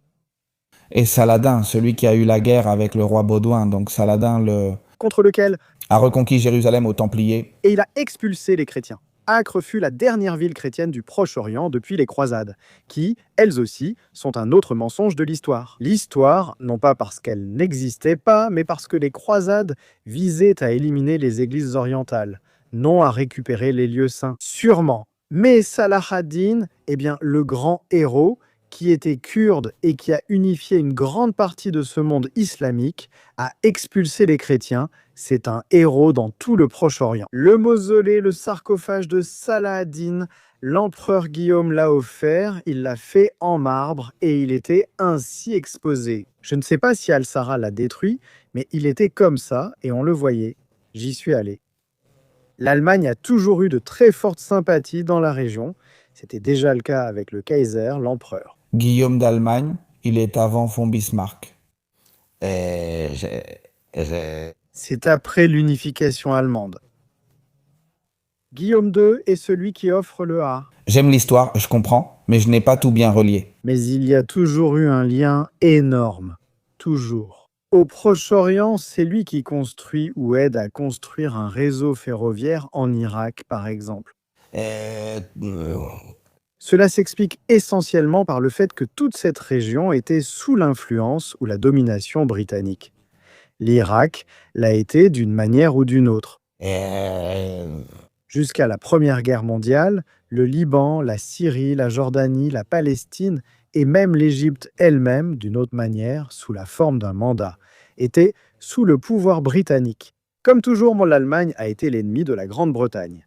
Il y avait donc une grande sympathie dans l'attente de la libération de toute cette partie du monde pendant la Seconde Guerre mondiale. L'Axe, tant l'Italie en Afrique du Nord que l'Allemagne au Proche-Orient, eh bien, dans tous les pays, je crois qu'il n'y en a pas eu. Il n'y a eu aucun pays du Proche-Orient où il n'y ait pas eu de manifestation en faveur de l'Axe.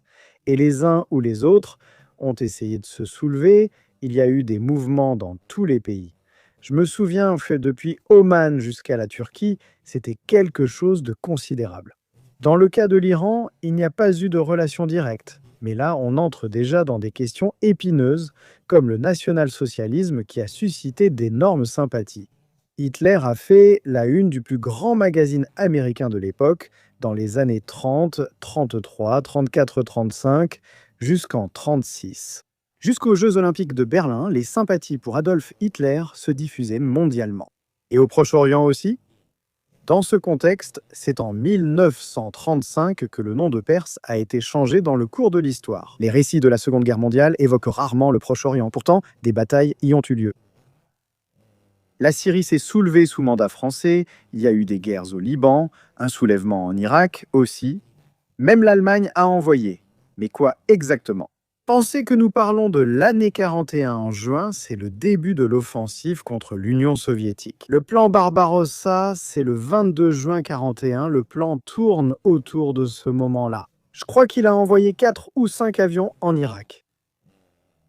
L'Allemagne a pu aider, mais s'il y a eu par exemple une légion arabe, il y a eu des volontaires. Pensez que l'Allemagne a formé la plus grande armée de volontaires en dehors du Reich. Dans les Waffen-SS, ils ont fini par avoir 1 million de volontaires. Et une partie de ces volontaires, une part proportionnelle, venait du monde islamique. Et il y en avait beaucoup de Bosnie, il y en avait d'Irak, il y en avait même de l'Inde. Des unités au sein des Waffen-SS. Vêtus de leur djellaba, ils étaient très peu nombreux, mais ils portaient leur turban. Ceux d'Afrique du Nord portaient leur fez, avec leurs propres particularités. Ils se sont engagés pour combattre le colonialisme britannique. Contre l'oppression anglo-française au Proche-Orient, ils espéraient que la victoire de l'Axe leur apporterait l'indépendance. Mais l'Allemagne ayant perdu, cela n'a pas été possible. D'accord, je ne connaissais pas du tout cette partie de l'histoire. C'est pour ça que je suis là. D'accord, d'accord. Et dis-moi, quel est le plus grand mensonge qu'on nous a raconté sur la Seconde Guerre mondiale ? Parce qu'aujourd'hui, on commence à analyser les mensonges qu'on nous raconte sur des choses qu'on voit en 4K, qu'on voit en haute définition, en direct, et on nous dit « Non, il n'y a pas de génocide à Gaza ». Et tu te dis « Comment ça, il n'y a pas de génocide à Gaza ?» C'est-à-dire, je ne suis pas le genre de gauchiste pro-palestinien qui a subi un lavage de cerveau et qui sort manifester. J'analyse les circonstances et, en me basant sur ce que je vois, je prends une décision. Et c'est mon propre jugement qui me dit si quelque chose est bien ou mal. Aujourd'hui, on me nie qu'on essaie de mener un nettoyage ethnique à Gaza. On me le nie alors que je le vois. Il y a des vidéos de soldats israéliens tuant des enfants, jouant au sniper. C'est-à-dire, c'est vraiment sombre ce qu'on voit en 4K. Toute personne qui a des yeux peut le voir. Ce n'est pas une question de gauche ou de droite, c'est une question d'humanité. Qui me dit qu'on ne me ment pas sur ce qui s'est passé il y a 80 ans ? On nous a menti sur les événements d'il y a 4-20 ans. Pour commencer, je ne sais pas, parce qu'il y aurait beaucoup de mensonges dans ce chapitre que nous connaissons comme la Seconde Guerre mondiale, de 39 à 45 heures. Je pense au bombardement de Pearl Harbor. Est-ce que c'était réel ? Bien sûr, le 7 décembre, le Japon bombarde, mais ce qu'on ne dit pas, c'est qu'il était sous sanctions, complètement encerclé, le Japon. On l'a provoqué et les États-Unis avaient prévu l'attaque et ont retiré leur porte-avions. Et ce qu'ils ont bombardé, c'était de la ferraille qu'ils avaient. Là, on a menti. On nous a caché que pendant la Seconde Guerre mondiale, l'Angleterre a commis un génocide. En Inde, elle a tué 7 millions de personnes. 7 millions de personnes, et en Iran, autant.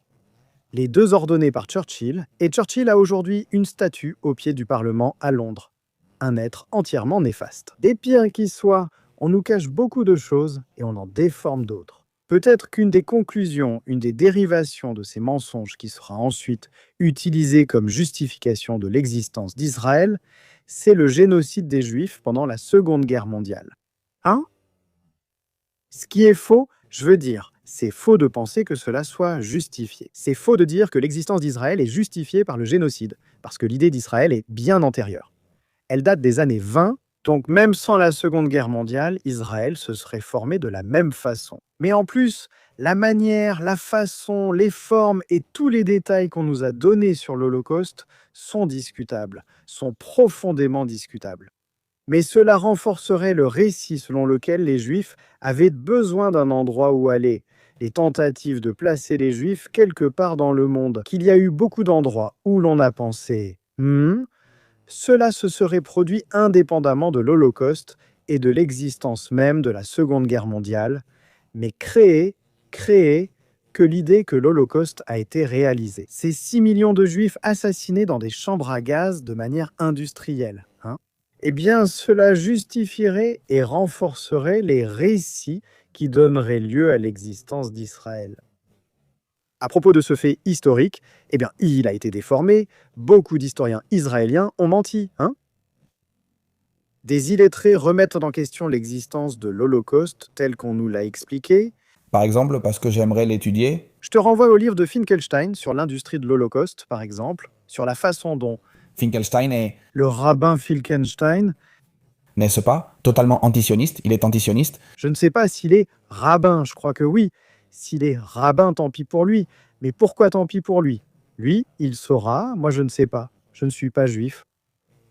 Le fait est que beaucoup d'auteurs, Ilan Pappé, un très grand auteur israélien juif, antisioniste, et d'autres, beaucoup remettent en question que l'Holocauste se soit produit de cette manière et critiquent profondément les profits que l'Holocauste a générés pour justifier l'existence d'Israël. C'est une réalité. Tu sais, regarde, tu sais ce qui me trotte le plus dans la tête? Que lorsque quelqu'un veut remettre en question n'importe quel événement de l'histoire, on veut remettre en question qu'il y a eu une reconquête de la chrétienté ici, on veut remettre en question, je ne sais pas, la guerre civile des deux points de vue. Non, il n'y a que le récit de la mémoire historique, tout est discutable, tout est révisable. Mais quand on parle de ce sujet, attention, il y a des peines de prison. Bien sûr. C'est ça qui me met la puce à l'oreille et ça me donne envie d'en savoir plus.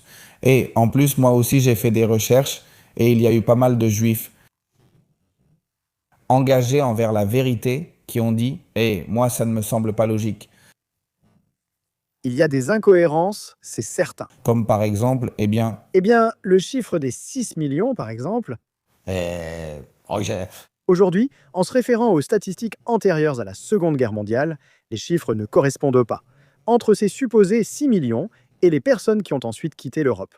Il y a des circonstances, mais la question essentielle à ce stade est précisément celle-là. Toute l'histoire, parce qu'elle fait partie de la science, l'histoire est une partie de la science et elle est révisable. Il ne serait pas admissible qu'on nous dise qu'on ne fasse plus de recherche en physique, que cela est immuable. Eh bien, voyons si les principes de Newton continuent de s'appliquer et ce genre de choses. L'histoire est révisable, par définition, ce que nous entendons aujourd'hui par vérité historique l'est aussi. Tout à l'heure, j'ai dit qu'il pourrait apparaître des preuves montrant que Néron était un dictateur horrible qui tuait beaucoup de gens et y prenait plaisir.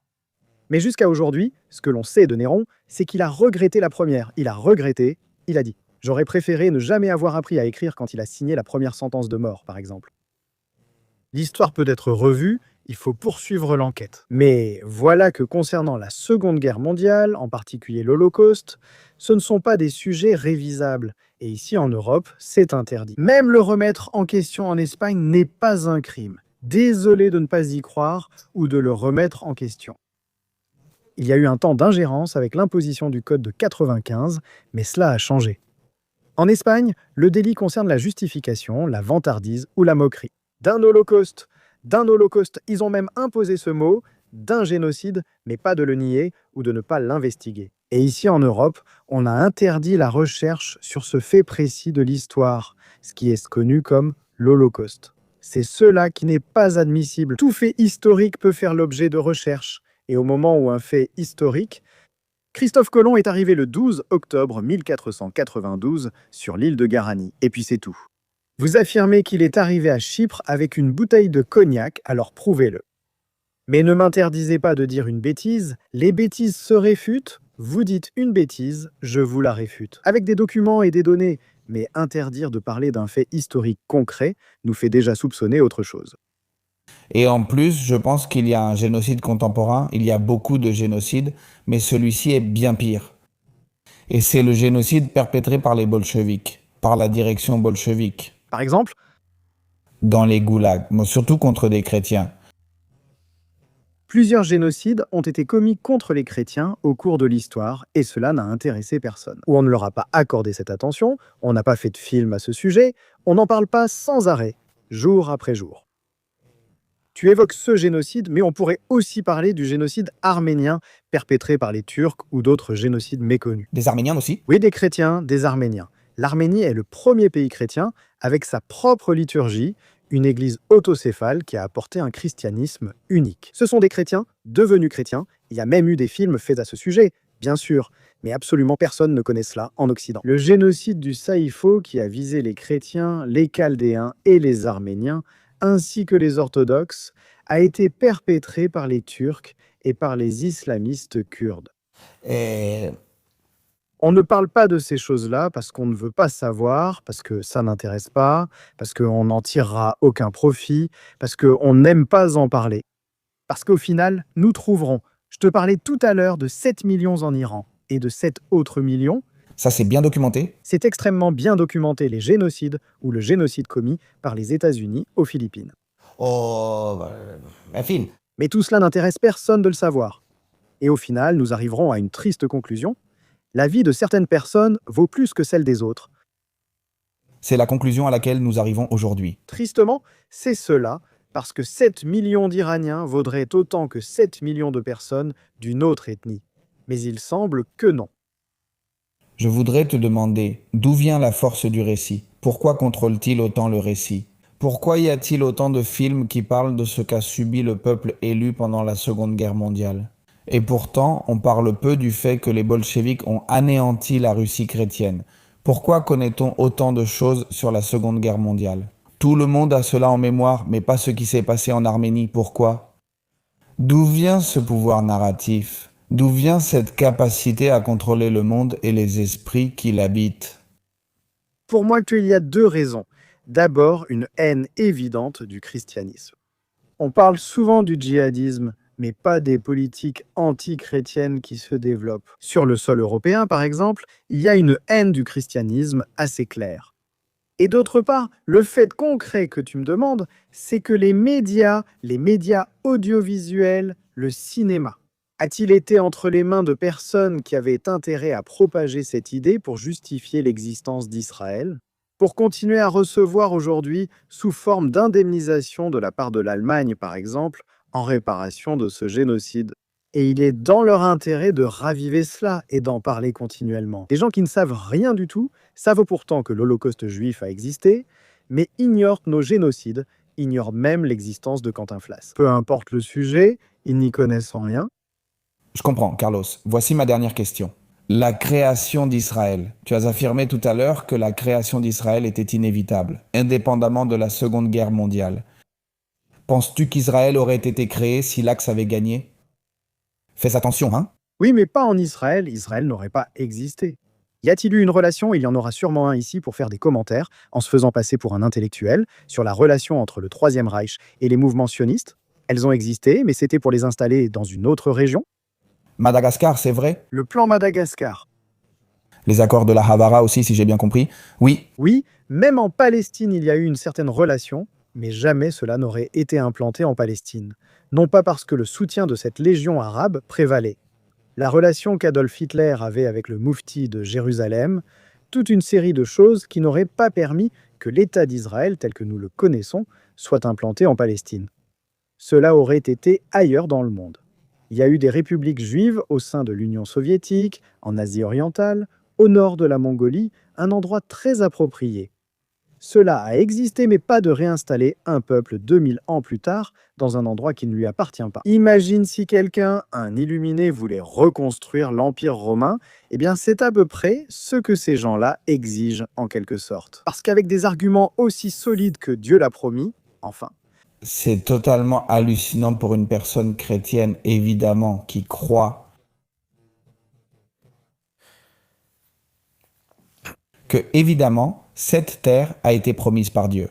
Toi, que leur dirais-tu pour les convaincre du tort que cause, dans cette région et dans le monde en général, la création d'Israël? Eh bien, nous avons tourné plusieurs fois autour d'un point très intéressant qui est qu'il y a des gens qui relient l'Israël biblique à l'Israël actuel. À ces personnes, il faudra leur dire qu'Israël aujourd'hui n'est pas l'Israël biblique.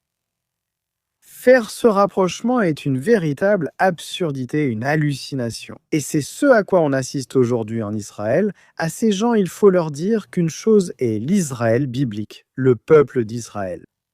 Tout ce que nous connaissons de l'Ancien Testament. Et une autre chose, c'est la création sioniste d'une idée colonialiste ethnocentrique, et avec tout ce qui en a découlé. Ensuite, il y a l'entité sioniste, l'État d'Israël, qui n'a rien à voir. Et ici, nous ne parlons pas seulement des Juifs et tout ça, nous parlons aussi des évangéliques, nous parlons de ces personnes qui parlent du judéo-christianisme. Je parle de toutes les personnes qui, sans aucun discernement, relient l'Israël biblique à l'Israël actuel. Ça n'a rien à voir, en fait, énormément de Juifs, vraiment beaucoup, sont contre ce que nous connaissons aujourd'hui comme Israël. C'est même un blasphème, la Constitution, au regard de la religion juive, la Constitution d'Israël. Tant que le Messie n'est pas arrivé, c'est un véritable blasphème. Mais le sionisme non religieux a utilisé la religion ou d'autres religions pour imposer sa volonté. C'était la Constitution. D'un État ethnocentrique qui serait le porte-avions de l'Occident dans cette partie du monde, l'existence d'Israël ne peut qu'apporter le malheur bien souvent. Avec cela, je termine. On me dit que vous apportez des solutions. Moi, je n'ai pas la solution pour le Proche-Orient, Dieu m'en garde, mais je sais une chose. La Palestine pourra disparaître, elle est sur le point de le faire, la Syrie d'Assad pourra disparaître, beaucoup de choses ont disparu, mais le problème demeure. La paix n'arrivera au Proche-Orient que lorsqu'Israël disparaîtra. merci. Quelle solution proposons-nous aux habitants? Qu'ils retournent d'où ils viennent, car ils venaient de Pologne, des États-Unis, de Russie, de Hongrie, qu'ils retournent chez eux ou qu'ils restent s'ils le souhaitent. Mais cela ne peut pas s'appeler Israël. Ouais, ce conflit est très difficile à résoudre, vraiment très difficile. Comment penses-tu que ce film va se terminer? Ton opinion personnelle, ce film, l'Iran, Israël, le Liban, la Syrie, comment tout cela peut-il se résoudre? Quelle est la fin du film? Parce que moi, en tant que chrétien, je crois que ce sont des temps bibliques. Je pense que cela va au-delà du matériel, cela dépasse la géopolitique. Pour moi, c'est déjà un sujet beaucoup plus métaphysique. D'un côté, il y a la question du Proche-Orient. Tout est conçu pour qu'il reste dans cette situation pendant des siècles. Cela a été pensé pour être ainsi. J'ai déjà dit que tant qu'Israël n'aura pas disparu, il n'y aura pas de paix dans la région. Le chapitre de l'Iran fait partie de toute cette histoire. Je pense que l'Iran va se maintenir, il va sortir victorieux. Il y aura une guerre future qui ne tardera pas trop entre Israël et la Turquie. Sûrement, et on parlera toujours de guerre, d'histoire, de choses. Maintenant, la question de la fin des temps, c'est de cela dont tu parles. Je crois que tu as interviewé une personne en privé qui dit qu'elle connaît la date de la fin des temps. Bon, rappelons juste une chose, on demande à Jésus quand cela va arriver, quand ce sera, et il répond que seul mon Père le sait. Même Jésus-Christ l'ignorait, je ne vais pas prétendre savoir ni interpréter. Des spécialistes étudient cette question depuis 2000 ans sans aboutir. Pourtant, certains en discutent simplement autour d'un café. Des gens qui te le disent. Moi, eh bien, je ne sais pas, c'est que j'ai ici une vision. En quelque sorte, il y a plusieurs choses qui sont écrites dans l'Apocalypse qui se produisent en ce moment. Évidemment, il se peut qu'il reste 100 ou 200 ans. Ce sera quand on ne s'y attendra pas. Il dit de rester vigilant car il viendra comme un voleur dans la nuit. Nous ne saurons pas, quand nous penserons que ce sera le moment, ce ne sera justement pas le cas.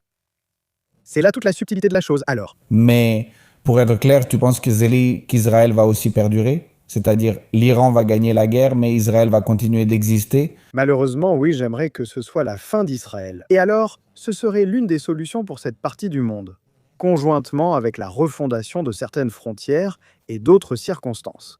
Mais non, Israël va continuer d'exister, l'Iran va continuer d'exister, et nous continuerons à parler de cela dans 100 ans. Eh bien, merci beaucoup d'être venu, Carlos. Être ici est incroyable. Même si les gens ne voient pas cet endroit, il est magnifique. Alors, mille merci d'être venu. C'est une émission extrêmement polémique. Bourou doit mettre des bips sur certains mots, mon ami. Et j'espère que les gens vont apprécier et surtout, j'espère qu'ils écouteront avec un esprit ouvert. Ici, nous interviewons toutes sortes de personnes. Et le 14, je vais m'asseoir avec un rabbin, je veux que vous le sachiez, je vais m'asseoir avec un rabbin parce qu'il m'a écrit un message en disant que je suis quelqu'un de bien. Il ne m'a pas écrit un message avec de mauvaises intentions. Je dois le reconnaître et je veux que vous sachiez que je suis prêt à discuter avec lui pour connaître sa vision. Je veux lui dire pourquoi je pense ce que je pense et évidemment, ces sujets de conversation m'apportent plus de problèmes que de solutions. Comme je lui disais, mon engagement est envers la vérité et je ne peux malheureusement pas la cacher. Je ne peux pas ne pas parler de ça et je ne peux pas être un lâche et détourner le regard parce que la réalité est unique et elle s'impose d'elle-même. Merci Carlos. Un mot pour le public avant de conclure ? Ça a été un plaisir d'être avec toi. Et vraiment que les gens fassent des recherches, qu'ils consultent les sources pour beaucoup des choses que j'ai dites, évidemment. Ils ont raison de ne pas être d'accord, mais qu'ils fassent des recherches, approfondissent les questions, sans tout croire, qu'ils n'avalent pas les récits servis dans les journaux télévisés et ce genre de choses. Il faut lire et il faut voyager, il faut enquêter sur les choses. Quand on voyage, qu'on lit et qu'on fait des recherches, on aura son propre point de vue. Merci beaucoup Carlos. Mesdames et messieurs, à bientôt dans le prochain épisode de La Factoria.